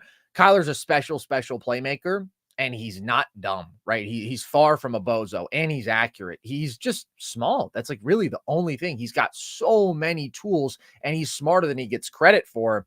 The other side, though, of this dynamic offensive performance from the Cardinals, I'm not going to get to the Rams defense if that's what you're thinking. That actually is the other side. But the other dude I want to give the most credit to on Arizona is Marvin Harrison Jr., who's just amazing. And I thought that there was some very silly discourse after week 1 because he didn't get the ball very much. He had a drop. And then Kyler said, it's not my job to get him the ball, which I feel like wasn't very well stated, but also I think people overreacted. I think he was saying my job is to put the football where it needs to go to find the open man. It's not to force feed any one target because he played a really good game in week 1. Like I think people just saw the one clip of the broken play where Marvin Harrison Jr. was open and they were like, why isn't Kyler feeding Marvin Harrison Jr.? Kyler played a very good game even without Marvin getting very involved, getting very open. But in this one, it was clearly a point of emphasis, and he was just amazing. I mean, he's one of the best receiving prospects we've ever seen. He's a great route runner. He's awesome tracking the ball. He's got just good feel for finding open space on broken plays. He's 6'4". He's an explosive athlete. He's ridiculous. I think this duo is going to be something, man. Kyler just turned 27. There's been so much talk about him being a disappointment and being a little gamer loser and being just a little guy and like having to be traded. He's just starting his peak, and I think he is a damn good franchise quarterback. You put him with a receiver like this, and I like the depth here too. I like Greg Dortch. I love Trey McBride, like Michael Wilson. Like there's a lot of good targets here. You put a defense with these dudes, I think that they could be something fast. And also, it's not just like the flashy passing game stuff. They are running the football, dude, early against the Bills when they were doing a lot of nickel stuff. Like the Cardinals were just like, okay, we'll bring 3 tight ends out on the field. We'll go 13 personnel. We will bring an extra lineman out. Like we will just run the ball down your throat. And then the Rams, again, are a nickel a lot. And James Conner's just awesome. He is hard to bring down. They ran for 231 yards today. So I need to see more from the defense. Like that's ultimately going to be what determines this team's ceiling this year. But I think the offense is awesome. I think it's for sure a top 10 offense. And they were great in this game defensively. They shut down the run. They got home as a pass rush. Gardeck had 3 sacks. He was great. Like if they can be average, I think this can be a playoff team. I've been more impressed by them than the Rams. Obviously, they killed them today. Than the Seahawks. And like it certainly felt like somebody after the Niners is going to grab one of those wild card spots in the NFC West. I see no reason why it couldn't be the Cardinals if that defense can just be solid. And they were more than solid today. Yeah, and I think I got this division wrong too. This obviously is a bit of a component with the injuries for the Rams, but also with the defense. I expected more from them. Real quick, final points on the Cardinals offense. I think you hit on a bunch of stuff. I just want to add the discourse about Marvin Harrison Jr. was so dumb after week 1. I hate sports Twitter. It's so reactionary. That's why I love football, because there's 17 weeks, man. So many things change. There's so much ball that's played. And like, guys, we had years of tape of Marvin Harrison being an elite receiver at Ohio State, and you want to bail after one game. It's so dumb to me how quick we can be. But also, I like how the Cardinals run the ball. And what I mean by that is not just statistically, how they use their offense. There's just one run with James Conner that I thought was so clever. First of all the personnel is on the left side of the ball, right? Every skill position guy is lined up on the left side, and they put James Conner in motion from the right side to the left side of the backfield. And one, it just creates all this attention on the left side of the field where maybe they're going to run a screen out to the left, but Conner stops, plants, and then they pull both of the guards and they bounce the run outright. And it's just such a good play call. All of the Rams are on the left side of the ball. They isolate like 3 guys. It's a weak box. It was such a well-designed run, and the Cardinals do a lot of that. And it's really clever. And when you can have that kind of running game with a special quarterback like this, with a good receiving room, I think they are going to be a really good offense. But the elephant in the room in this game is the Rams. I'm at a 10 with my panic level with LA, considering my expectations. I had them going to the NFC title game. One, the injuries are piling up, and it's very concerning. Puka Nacua is out. Cooper Kupp is injured. There's 5 linemen that are injured. And I am really worried about the stability of this defense. They had 0 resistance to the Cardinals. Arizona racks up nearly 500 total yards of offense. They go 7-11 on third down. They had 7.9 yards per play. They had 11.7 yards per pass and 5.8 yards per rush. They allowed 24 first downs. They got trampled against the run. Conner goes for 122 rushing yards. And some of these holes, man, you could drive a truck through. Like, they got gashed by Detroit last week on the ground, and they got abused through the air. Their secondary got cooked by Marvin Harrison Jr. and Trey White. God bless him. He looked really old in this game, man. Yeah, my panic level is at a 10 with the Rams. They don't look like a playoff team. I love Matt Stafford, and I think he can elevate, these second and tertiary receivers, but without Kupp or Puka, I mean, what is the strength of this team? It's Matt Stafford and his old ass with his big ass teeth trying to get this team to the playoffs, man. It's just, I don't see it. I think I severely overrated Los Angeles. I think that is my coldest take thus far this season. I don't think they're a playoff team. I don't think this defense is good enough. And again, that's the thing, right? Like, I banked on this offense being good. When you lose these offensive linemen, when you lose these skill position talents, your defense has to carry you. They can't. They No, couldn't stop my grandma, man. My grandma could have no. had 50 yards rushing against his team. God bless her. It was embarrassing, man. I'm really worried about the Rams. This is more like the defense that I was expecting. I thought that in regulation against the Lions, they held up better than I expected, and then they got gashed in overtime. But I thought this would be one of the worst defenses in football because they were thoroughly mediocre last year, and then they lost Aaron Donald, and they lost Ernest Jones, and they lost Raheem Morris.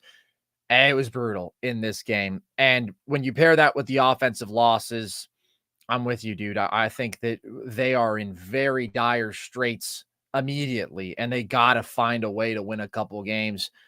Puka obviously out, and Cooper Kupp, we don't know how long he'll be out, but he didn't return to the game after the second quarter with the ankle injury. I don't want to underestimate the Matt Stafford factor because I think he's an elite quarterback, and I think Sean McVay is an elite coach, and those are two crucial components to have going in your favor. But when you're down your top two receivers who are both studs, and when your offensive line is in disarray and you're beat up everywhere and your defense just isn't good, I just don't see it, dude. I mean, they got to get healthy soon, or in this division, I think playoffs are out of the picture. So I think that they are in a very, very precarious spot right now. Let's talk about a couple of other teams, Logan, that after week one, a lot of people seem to think we're in a precarious spot. The Jags blew a lead in week one, and the Cleveland Browns were just destroyed by the Cowboys, and Deshaun Watson looked awful. It ends up being the Browns who escaped with a win in this one. Not escape, they got the win, but one of these two teams had to win. What did you take away from this performance from Cleveland, Logan?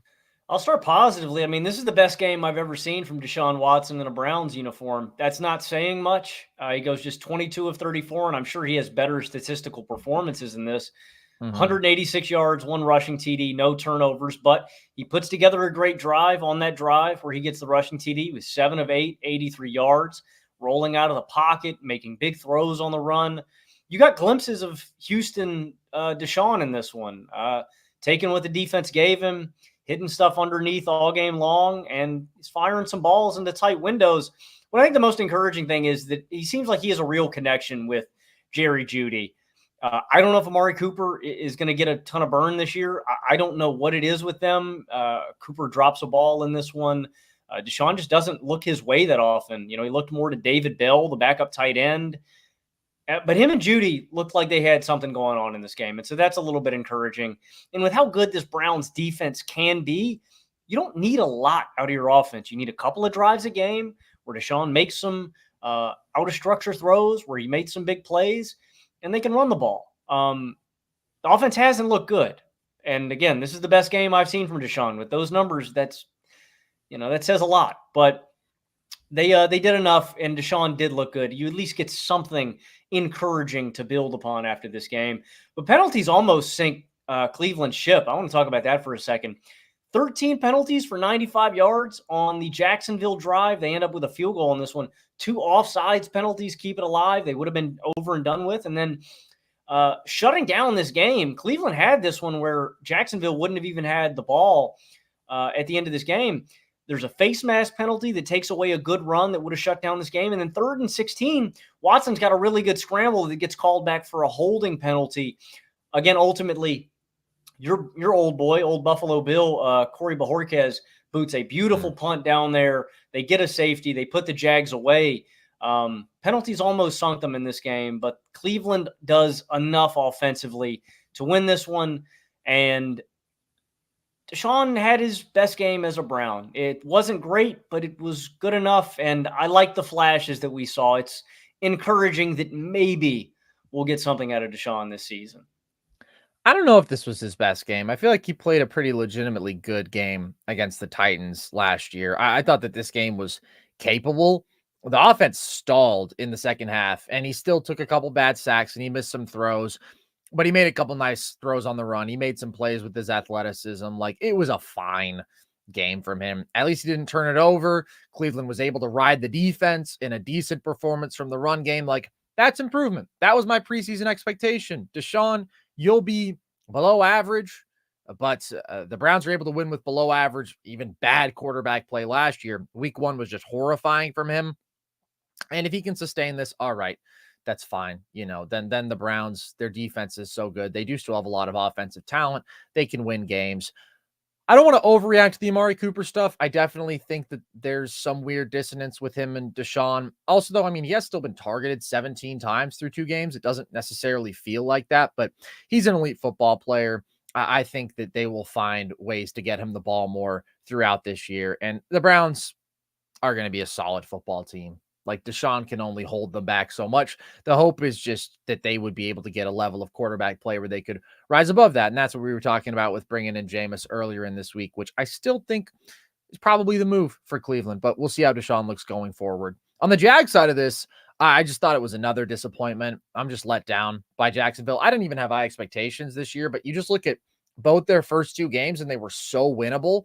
And yet when it came to the opportunities to make big plays, the crucial moments, they never deliver. I don't think that they're well coached, but some of this has to go on Trevor Lawrence. Like, he just has not made plays when they've needed it. He's not on the same page with his receivers. There are numerous miscommunications in this game, and there are a lot of things working against him.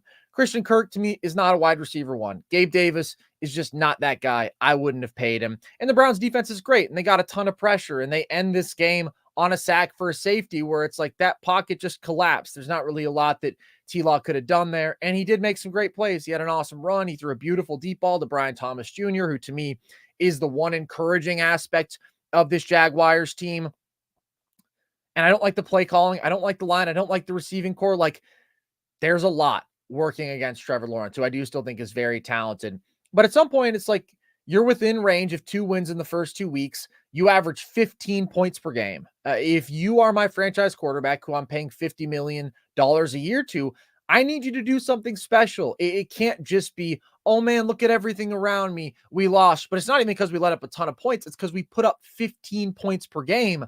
I need you to rise above the circumstances to some extent, for God's sakes. You can't win every game on your own, but maybe you can put up 20-something points. And he just hasn't done that. So I think they're headed for major changes this year. I think it's just going to be the coaching staff. I think Peterson's going to be gone. I think Press Taylor's going to be gone. And then we'll see how they can revamp this receiving core. Brian Thomas Jr., he'll grow. That'll be a positive.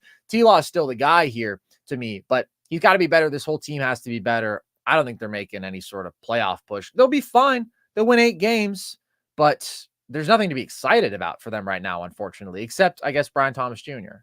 Yeah, I think I'm out on this team winning this division. The Jaguars are a poverty franchise. They've lost 7 of their last 8 games. Peterson, after this loss, we've been together for a while now. We shouldn't be playing the way we're playing. We shouldn't be coaching the way we're coaching. I take accountability there. It starts with me, and then it goes to the assistant coaches and the players. We're a better football team than the way we played today. I completely agree. I would hit the reset button and restart. I would fire everybody on this coaching staff. And I hate making the case that you just kind of broached, Carson, because I think everybody's tired of hearing it. I think the Jaguars are still holding Trevor Lawrence back. Now, Lawrence has not been good. In the first half, he goes 5 of 11, 16 yards.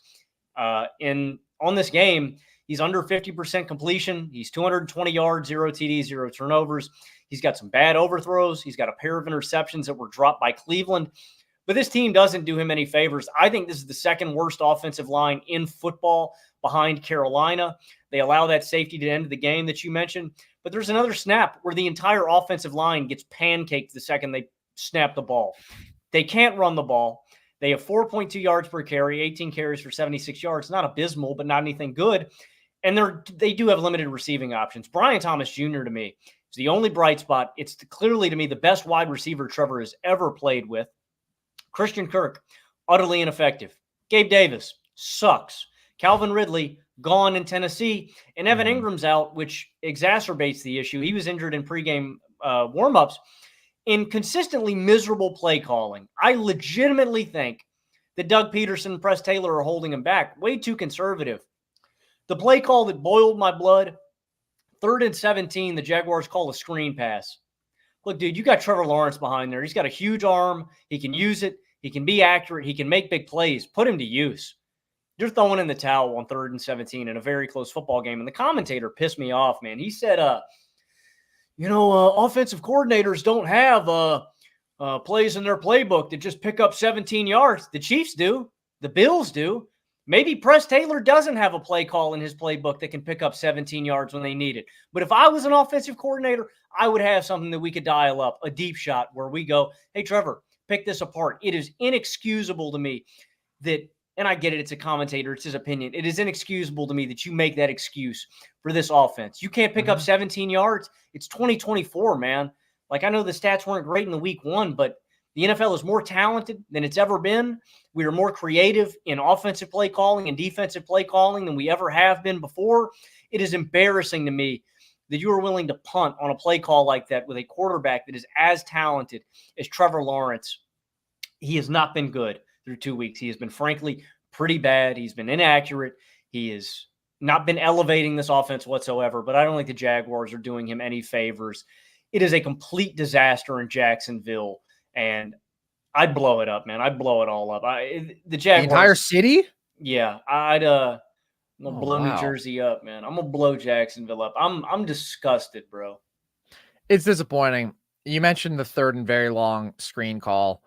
Like, obviously, you don't have a play call that automatically picks up 17 yards, but what's your best bet? Put the ball in the hands of your best player. Put the ball in the hands of your special quarterback, your playmaking quarterback. If you don't do that, then that probably says something about you as a play caller. It probably says something about how you view your quarterback, and it's just all a bad reflection on how things are going in Jacksonville right now. Let's talk about another AFC South team, Logan, that didn't have such a fun Sunday, and I'm just going to take this one on the chest as well, because this was another one that I got very wrong. My official bold pick for the week was that the Colts would blow out the Packers. Not the case. Really, it's a remarkable that the game looks as close on the final scoreboard as it was. And this is good stuff for Green Bay because you're down Jordan Love. We talked about how things could get dire quickly for them. They pick up a win in the first game without him. What did you make of how they looked without Love in this one? Yeah, I mean, we laid it out in our preview. They needed to gimmick up their game plan, and they did that. Great game plan from Matt LaFleur. Huge credit to Josh Jacobs in this defense for carrying the Packers. Jacobs goes for 32 carries, 151 yards. They dominate time of possession. They have more than 40 minutes with the ball in their hands, and they limit Indianapolis's offense to less than 20 minutes in time of possession. 10 and 17 on third downs. They go, they make it pretty easy. A lot of third and short situations. That's how you make life easy on your young quarterback. Willis, efficient, only 14 pass attempts. He completes 12 of them for 122 yards and a TD. He goes 6 carries for 41 yards. And I thought they were good, simple play calls. I got to just tip my cap to Matt LaFleur, man. He did a phenomenal job and a great showing from this Packers defense. They forced 3 picks and they hold Indianapolis to 2 of 9 on third down. The one thing that I want to get into here, I just think everybody got a little too excited after week 1 with Anthony Richardson, and this is why I picked the Colts to only win 6 games. Everyone wants to anoint him the next Josh Allen or Cam Newton, and he is very, very exciting. He 100% has A+, one-of-one traits that you don't see in quarterbacks. So I understand the excitement, the size, the arm power, the arm strength, the scrambling ability. He's got 4 carries for 37 yards in this game, and the play to set up that Hail Mary attempt was impressive, right? Even to get them within striking distance there is super impressive. He completes only 50% of his passes in this game. He has 204 yards, 1 TD, 3 picks. Bad overthrow to McKinney on the throw to Alec Pierce.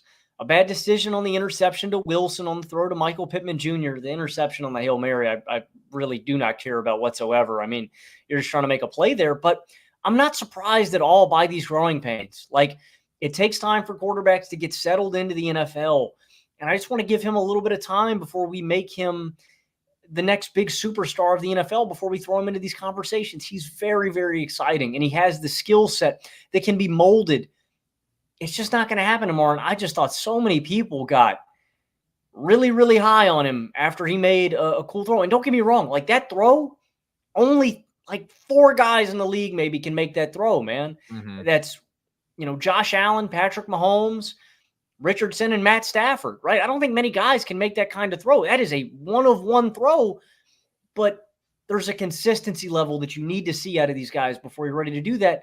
And I think it's going to take a year or 2 of Richardson having some of these growing pains before we really see him blossom into the consistent superstar that he could potentially be.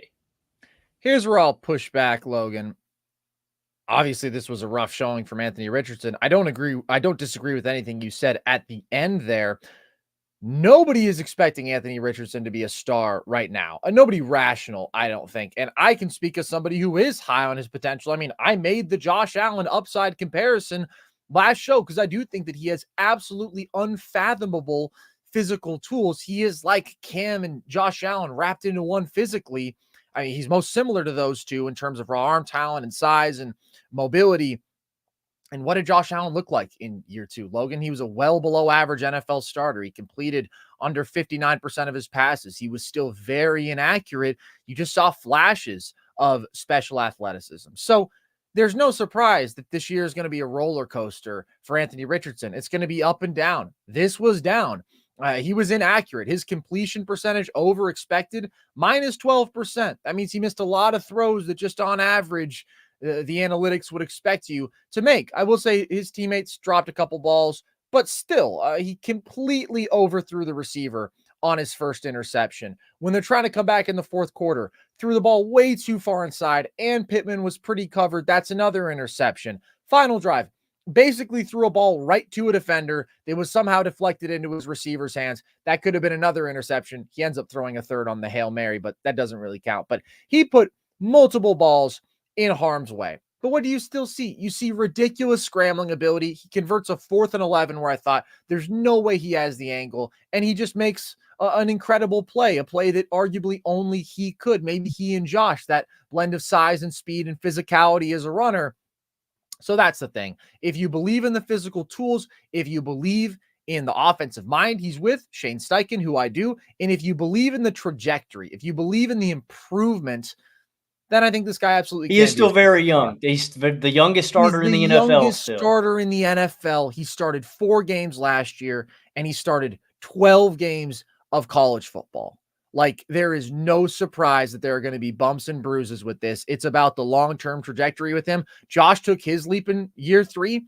For Richardson, it might be that there's a mini leap next year, and then like the superstar leap comes in year 4 or whatever. But I do believe that he is trending in that trajectory. I think it doesn't necessarily mean that it's going to go that way. But if I were going to bet, I would bet on this dude being a stud. But yeah, he cost Indianapolis in this game. They had chances. He wasn't good enough. Got to give props to Green Bay. LaFleur is just great. I thought that he did an awesome job with Malik. I thought he made life easy on him. Lots of play action, screens. Malik is just crazy fast. The one time that he aired it out, I thought Dobbs made a great adjustment on that ball.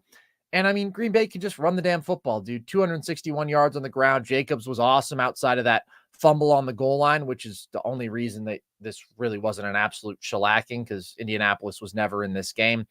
It's good stuff. This was a game where Malik didn't have to do a lot, and obviously that is the ideal outcome for every game that the Packers are going to play in, but we'll see if they can sustain that formula. I did think that the Colts kind of shot themselves in the foot. I don't think this is the best Packers defense. They've got the Vikings, or no, they got the Titans, then they got the Vikings. Titans, that's another very winnable game. Vikings, I would be concerned about. Rams, though, now, I mean, with how decimated they are by injuries, we'll see how they look in a few weeks. Just like looking at the rough timeline of Love being out, I think that they could hold up better than I initially expected, but I'm still very much worried about a game in which, like, they have to ask Malik to really do stuff, because I don't think you want that. I still worry about his processing and his accuracy. They won this game. I didn't think that they were gonna, but in a lot of ways, I was let down by the Colts as much as I was pleased with the Packers' performance. Let's move on to the team that we just mentioned, Logan. The Titans, another AFC South squad. They fall to the Jets, who are, of course, the main characters of this game. A lot of people very worried about the Jets after losing to the Niners in very convincing fashion in Week 1. What did you make of their bounce-back performance winning this one over Tennessee? My takeaway that I had after the Niners game is still the same one that I have for this one. The Jets need to lean on Aaron Rodgers even more. Running the ball consistently in 3rd and short situations, bullishly running the ball when they've consistently lacked push up front. I would put the ball in Rodgers' hands even more, especially in crucial situations. I still think this guy's got the juice. Beautiful TD pass to Breece Hall. Made big plays late on their final scoring drive where Braylon Allen runs in a TD, the 26-yarder to Garrett Wilson on 3rd and 1, the 19-yarder to Mike Williams on 2nd and 16. Like, Rodgers has still got it. I think he's their best offensive player. I still don't think they're leaning on him enough, man. I think that you go to him as much as possible, man. And these 3rd and 1s, you don't have the offensive line capable of winning that. Like, you got to make adjustments, man. When you did get it, guess who had the ball in his hands? It was Rodgers. And, like, obviously, if the play breaks down, you're probably in a little more trouble with the ball in Rodgers' hands than somebody else because he can't scramble. He doesn't have that kind of mobility at this point in his career. But I still believe in him like that. I thought the Jets' defense looked pretty good, too. Held Tennessee to 1 of 4 in the red zone. Got pressure. McDonald racks up 3 sacks. They do potentially lose Jermaine Johnson with a Achilles tear. He had 7.5 sacks and was a Pro Bowler last year. That would be a big loss. And C.J. Mosley leaves this game with a foot injury. He's had 150-plus tackles in each of the last 3 seasons. So a couple of things to monitor there, but I'm disappointed, man. I think this offense could still be even better. They were better in this game than they were in week 1, but I think there's still another level that they can reach. Yeah, I don't think this is ever going to be an explosive offense. It's not going to be a particularly dynamic offense. That's just kind of the nature of the personnel and of Rodgers at this stage in his career. The guy is still surgical. His anticipation, his touch, his accuracy is exceptional. I mean, he threw some beautiful balls today. The touchdown to Brees, over the shoulder to Garrett Wilson on 3rd and 1. I mean, he's just putting the ball consistently in places where his receivers are set up to make plays and the defensive player is not. It is just limiting when you have a quarterback who really can't extend plays, and that's who Rodgers is right now. When the pocket collapses on him, it's a scary situation. So they're not going to get as many chunk plays. They're going to have to put together a lot of great sustained drives. My thinking has just always been they don't have to be a great offense. They just have to be an above average good one, and then that defense will carry them home. So I thought this was an improvement from New York. I'm with you. I was frustrated by the play calling early. It's another slow start for them. They have a series where they just go 2 handoffs up the middle. They both get stuffed. They get a penalty to set up a 3rd and 1, and then they hand it off up the middle again, and it's a predictable blitz because everybody knows they're running the football. They lose 2 yards. Like, that's not the strength of their offensive line up the middle. That's not Brees's strength as a runner. We saw too much of it in week 1 against the Niners. When you're going to run the football, run it more to the perimeter. Also, I did like Braylon Allen in this game. I think he's another talented player in this backfield, but I'm with you. Let Rodgers do his thing. And I thought that when they did in this game, they got mostly positive results. For the Titans, really the moment of the game for them was just Will Levis completely botching a scoring opportunity with just a horrible pitch attempt in the red zone. As he's getting sacked, completely off balance, throws it right to the ground. Like Tajay Spears never has a chance at the ball. And also there was a defender right in front of him, and it was an easy recovery for the Jets. Like, those are just the moments from Levis, like we saw last week with one of the dumbest pick sixes I've ever seen when he's getting sacked and he tries to pitch the ball to the sideline. Like, he's just got to get his head out of his ass, simply put. And that's the reason that I'm concerned about him. I get that he has tools. He doesn't have Richardson tools, but he has tools. And you see it in this game. He really can move. He had a couple beautiful throws. He put together a nice drive before the crazy fumble, but he has that bozo gene in a way that is pronounced. 5 turnovers in 2 weeks, 2 of the worst turnovers that I can think of. And he took a little too long to throw and make decisions throughout this game. And he took 4 sacks. It's a very good defense, but like, some of that stuff is just inexcusable. And listen, you give him a little bit of a leash because you're not going to be a great team no matter what.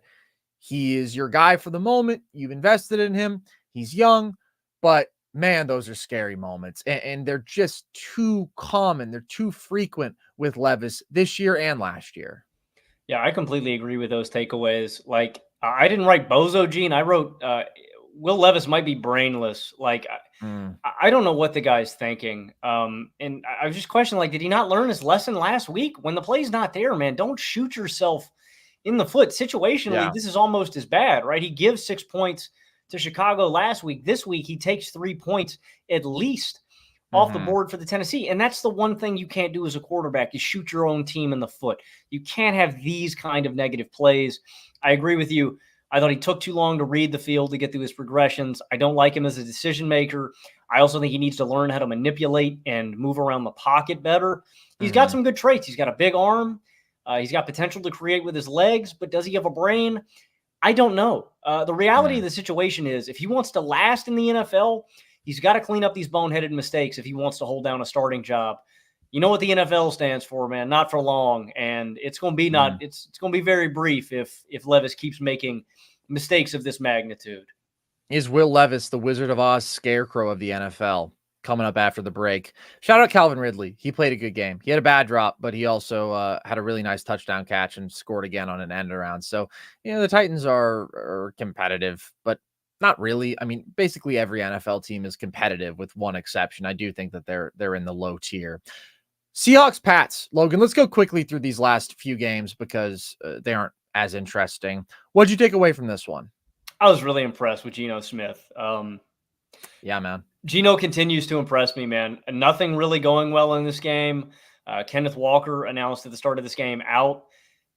Geno leads the drive to tie the game at the end of regulation. He leads the drive in overtime for the game-winning field goal. Jackson Smith-Njigba has a career day, career high in receptions with 12 and yards, 117. Geno consistently finds him. He finds Metcalf on a busted touchdown for New England. Yeah, I mean, my big takeaways have to do with the quarterbacks. Geno, I think, is going to carry this offense again, regardless if Walker's out there or not. He looked damn good in this one, and I thought his receivers could have played even better. What I thought would be a problem later in the season is a problem right now for New England, and that's just how frustrated are you by the limitations of Jacoby Brissett. He's a very, very stable quarterback. Stability's good at that position. He can play mistake-free, ball control, game manager football, but he can't do anything else. And when you look at the tools and the traits of a Drake May's a playmaker. Like, I don't want to rush him into this system. I don't think the weapons are that good here in New England. I don't think the offensive line is that good, but they have run the hell out of the ball.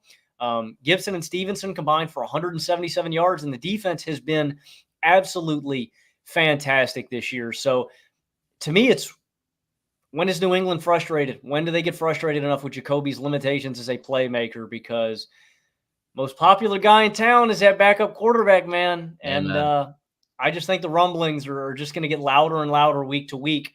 This is a very winnable game for New England. And they let this one slip through their fingers, man. This was a great defensive performance outside of a few big busted plays. And, yeah, man, you just got to be a little bit frustrated with Jacoby's limitations as a real play creator. Before I get into my analysis, I want to say a big thank you to Ryan for the very generous donation to the Nerd Sesh Foundation. I see what you're saying. I don't think that New England is going to rush into it because they have been competitive in these two games. And although May is obviously much more talented than Jacoby, and I'm a believer in his skill set, there is definitely more risk involved. And Brissett is limited, but he's a pro's pro. He's a vet, and he can execute an offense if you want 220 yards in a game, but also no turnovers. And, the Pats are playing some 2002-ass football. Good defense, well coached, run the ball very well. It's hilarious that Hunter Henry is their number one target, but that's just where they're at. I don't think that they're rushed to get May in there. They're going to be competitive in every game where their defense does what it should. The only concern is going to be against some really elite offenses. The Pats just aren't going to be able to keep up, but they very much kept up in this one. To me, for the Seahawks, though, this game is about Geno just being a playmaker, rolling out, making throws on the run, especially in fourth quarter and overtime, made some really big plays. But while this Pats defense is good, there's some concerning stuff around Geno. Seattle really struggled to run the ball. Their offensive line, of course, is not good. He really had to carry the offense in this game. And that's where, with Seattle overall, I'm just not that impressed through 2 weeks. You've narrowly beaten a couple of very, very limited offensive teams. And Geno had a bad interception in week 1, but overall, he's had to do a lot of work for you to narrowly escape those games. So, as I said earlier, I'm more impressed with Arizona right now than I am with Seattle, but Geno's my guy. Geno's playing well. Shout out to him. Let's talk about your Steelers, Logan. They also get a win over the Denver Broncos, which a lot of teams will be doing this season. What did you take away for Pittsburgh? I'm going to try to keep this as brief as possible. I love the yap about my Steelers. I'm going to start with the defense. I think this could be the best Pittsburgh defense since the early 2010s. Everybody knows about the front. That's what everybody always talks about. Watt, Hayward, Highsmith, Larry O, Benton, Adams. We're stacked there. But it has to do with the improvement in the secondary. First of all, Joey Porter Jr. is one of the best cornerbacks in the NFL. I can already say that very confidently. He had 7 total yards allowed in week 1, completely shut down Drake London. And this one completely shuts down Cortland Sutton. We had Deshaun Elliott this offseason. He's been impactful in the passing game and as a run stuffer. He's got an interception in week 1. He has 2 tackles for loss against Denver. We had Dante Jackson from the Panthers. We traded Deontay Johnson for him. He had a 0 passer rating allowed in week 1. He also looked damn good in this one. And Corey Trice Jr., a rookie who people raved about in training camp, has an interception on Bo Nix in the end zone. This is such a well-coached defense. I think they've improved massively in the secondary, and I think they've improved in the linebacking quarters in a meaningful way. Patrick Queen is a monster, but Peyton Wilson is also a beast. That dude is way better than a third-round pick. We traded effectively Kenny Pickett to get that guy. I will do that trade 10 times out of 10. Peyton Wilson is a stud in the middle of the field, so really quickly, the Steelers' defense is always great. I think this could be the best unit of the TJ Watt era and the best unit since those Super Bowl contending rosters of the early 2010s, man. I think this defense is that good. But on the other side, I mean, Fields continues to reinforce why he should be the starting quarterback here. 0 turnovers through 2 games. He looks really comfortable in the pocket, making throws, reading the defense. And he was really good today throwing out routes. Just great ball placement. And I think him and Arthur Smith form a really good union, establishing the run game. I think Smith has simplified decision-making for Fields using play action, rollouts, bootlegs. In week 1, Fields had the 3rd highest completion percentage of his career. I think that's really encouraging. And more encouraging, he's got some big plays that get called back because of penalties. I mean, there have been 2 Fields to Pickens masterpieces called back in week 1 and week 2, and it hurts my heart, man. I love seeing that boy George Pickens gets going. He is a special player. They've got to get more in the red zone. They have got to get in the end zone desperately. I am fiending for a touchdown right now, man. Y'all gonna make me start tweaking out, but settle down. They got to get in the end zone, but Fields hasn't turned the ball over. He's been good in the pocket, and he instills the most confidence in me as the starter for the Steelers. Look, it's Pittsburgh Steelers offense in the 2020s. Obviously, it's not going to be overly impressive. I mean, they get 250 yards in this game. They've basically hovered above 4 yards. They took away I know 80 yards of offense from Pickens. I know, but those were actual penalties. Like, they were awesome plays, but it's not like they were just robbed by some goblin who emerged and says, "Hey, you lost your yards." No, Broderick Jones was doing his thing. But I'm with you, dude. I mean, I love Pickens, and I've been impressed by Fields. I thought that he threw a nice ball in the touchdown. I thought one of the plays to Pickens, unbelievable throw right in the breadbasket. He's controlling games pretty nicely. Like, this offense is still very limited, but I think Fields is the correct choice. And the biggest question was just, could he execute an NFL offense? Could he do the simple stuff? Could he take what the defense gives him? He's doing that, man. And the Steelers just don't need that much more if they want to be, an 8 to 10 win team. As everybody knows, they're going to fall somewhere in that range. But Fields has been better than I would have expected. Not a ton to say for the Broncos outside of yikes. Like, we knew that they were going to be awful, but I do think Bo Nix has been more concerning. I thought that he would be okay as a rookie just because he has more of a pro-ready skill set.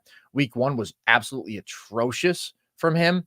And today, I mean, 2 rough interceptions. The one moment of life for the Broncos offense after the trick play, which he converts, then he just throws an awful pick in the red zone.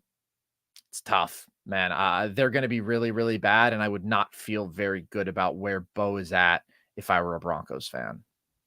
Yeah, I mean, Nix might be at the bottom of the quarterback totem pole right now, just ahead of Bryce Young. Like, I was pretty confident in him making the leap to the NFL. I thought he'd be solid, but he has been anything but. I mean, even when we're talking about the other guys that have been rough or had rough weeks, like I would take Will Levis over Bo Nix, right? At least Will Levis, he's going to make the same boneheaded mistakes, but at least he has some traits that I like, right? Mhm. Bo doesn't look like an NFL starting quarterback. He looks uncomfortable in the pocket. He's been consistently inaccurate off target. He panics under pressure, can't read the defense. Now, I don't think this is an elite quarterback situation. I think it's pretty bad. I think the offensive line is bad. I think they lack depth or high-end talent in the receiving room. And this is a tough-ass matchup against the Steelers. But Bo Nix does not look like he belongs in the NFL. And that's where we're at with 2 weeks. I'm not writing the book on Bo. The book is certainly not closed. We got a lot more football to Yeah. play this season, but he has looked like the second worst quarterback in the NFL through 2 weeks. It's just very concerning for somebody who doesn't have the physical tools to grow into. Exactly. Like when your decision making is this suspect, like that'll still improve, but what's the ceiling? Ceiling's not very high in my eyes.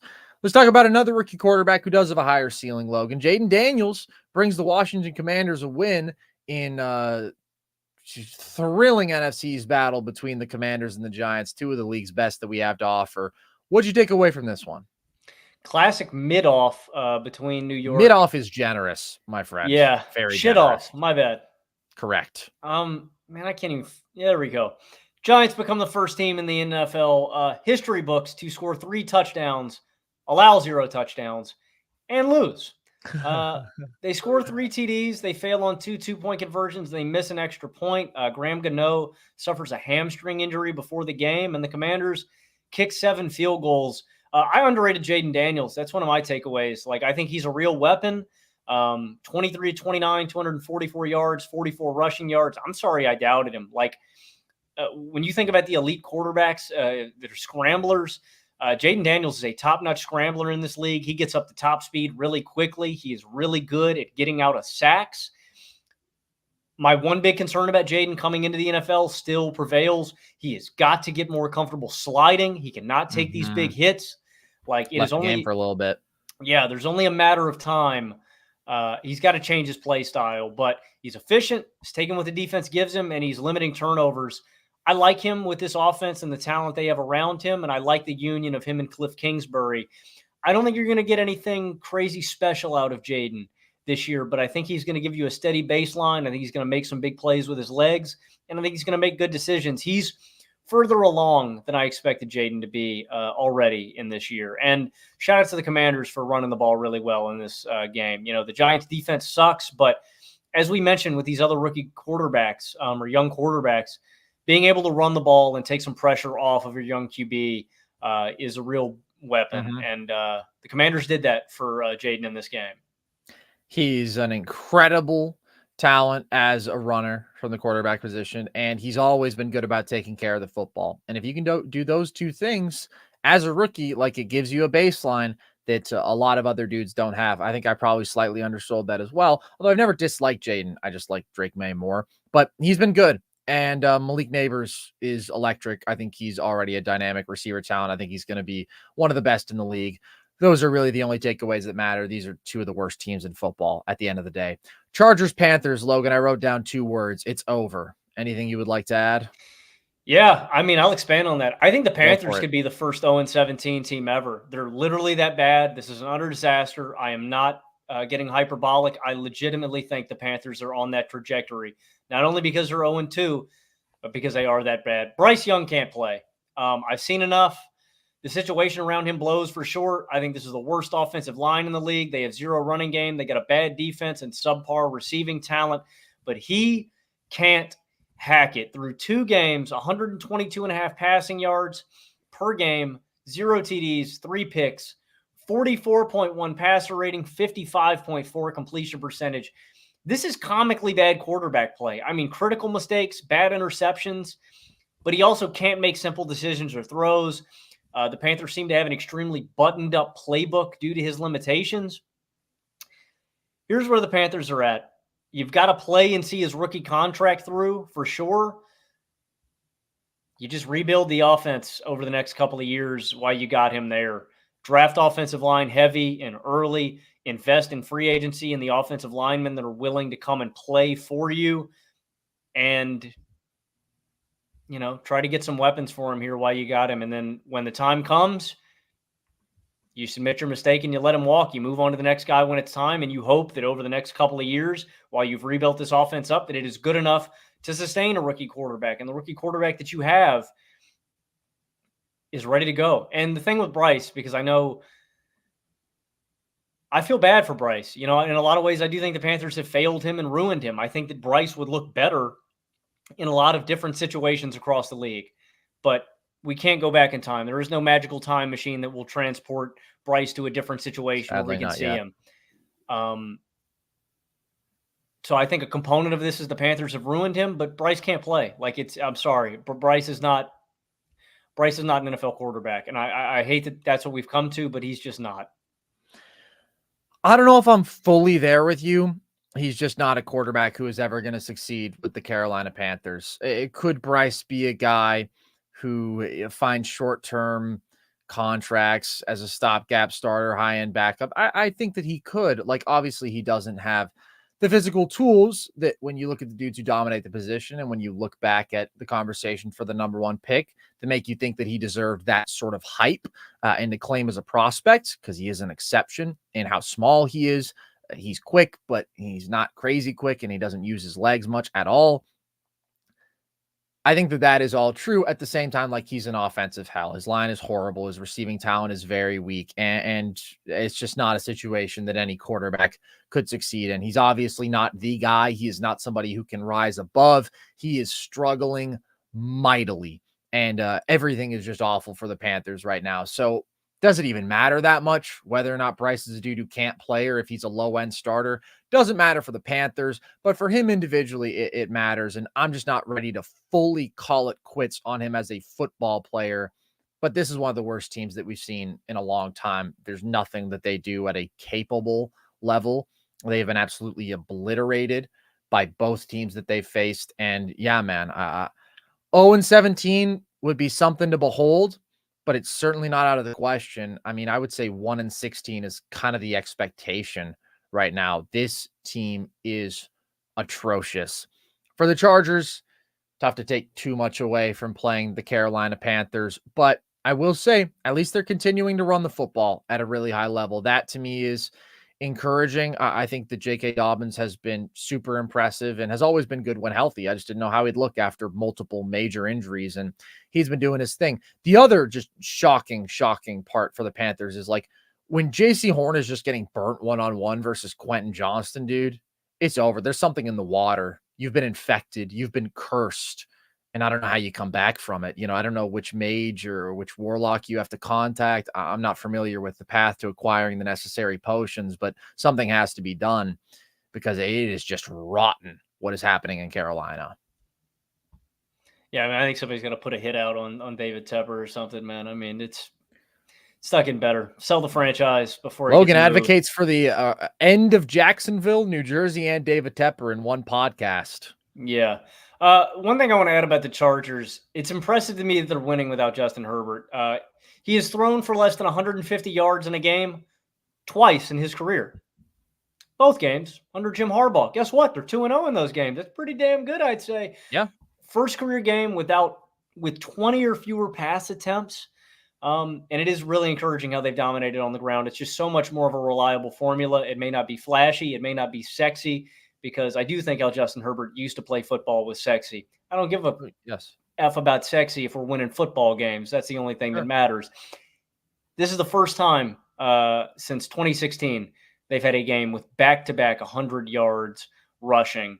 Shout out to Melvin Gordon the last time they did that. J.K. Dobbins breaks the streak. I like the direction the Chargers are trending. Again, it's not against the best competition. It's the Raiders and Panthers, but you got to win the easy ones. And I think it's very impressive in the manner that the Chargers have won these games.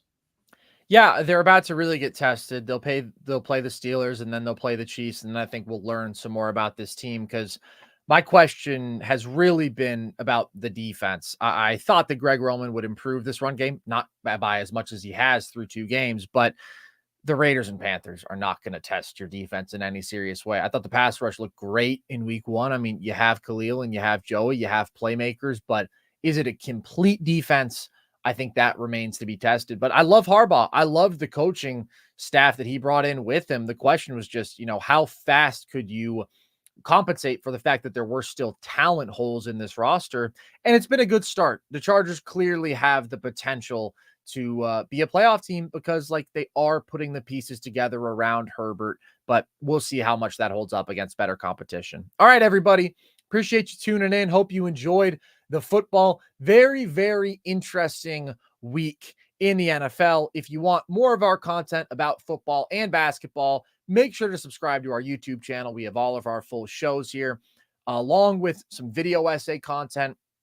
I just made a whole video about the best defender ever for every NBA team. You can find that on our YouTube channel. You can also find all of our shows across all audio platforms, wherever you get your podcasts. You can follow us across social media, TikTok, Instagram, at NerdSesh, Twitter at nerd_sesh to see clips from the show, graphics from the show, and all of our short form trivia content. We also, of course, have all of our trivia stuff on our YouTube channel. Lots of fun guests from throughout the summer and NBA season preview content starting very, very, very soon. So stay locked in for all of that as well. If you want to check out our merch, you can do so at thevolume.com. And if you want to join our Discord to chat with the fellas, start conversations, move the discourse forward as we inevitably do in our Discord, then you can find the link to that at the link tree across our social media bios. So with that, as always, appreciate you guys. I've been Carson Brabber. I have been Logan Camden. And this was Nerd Sesh.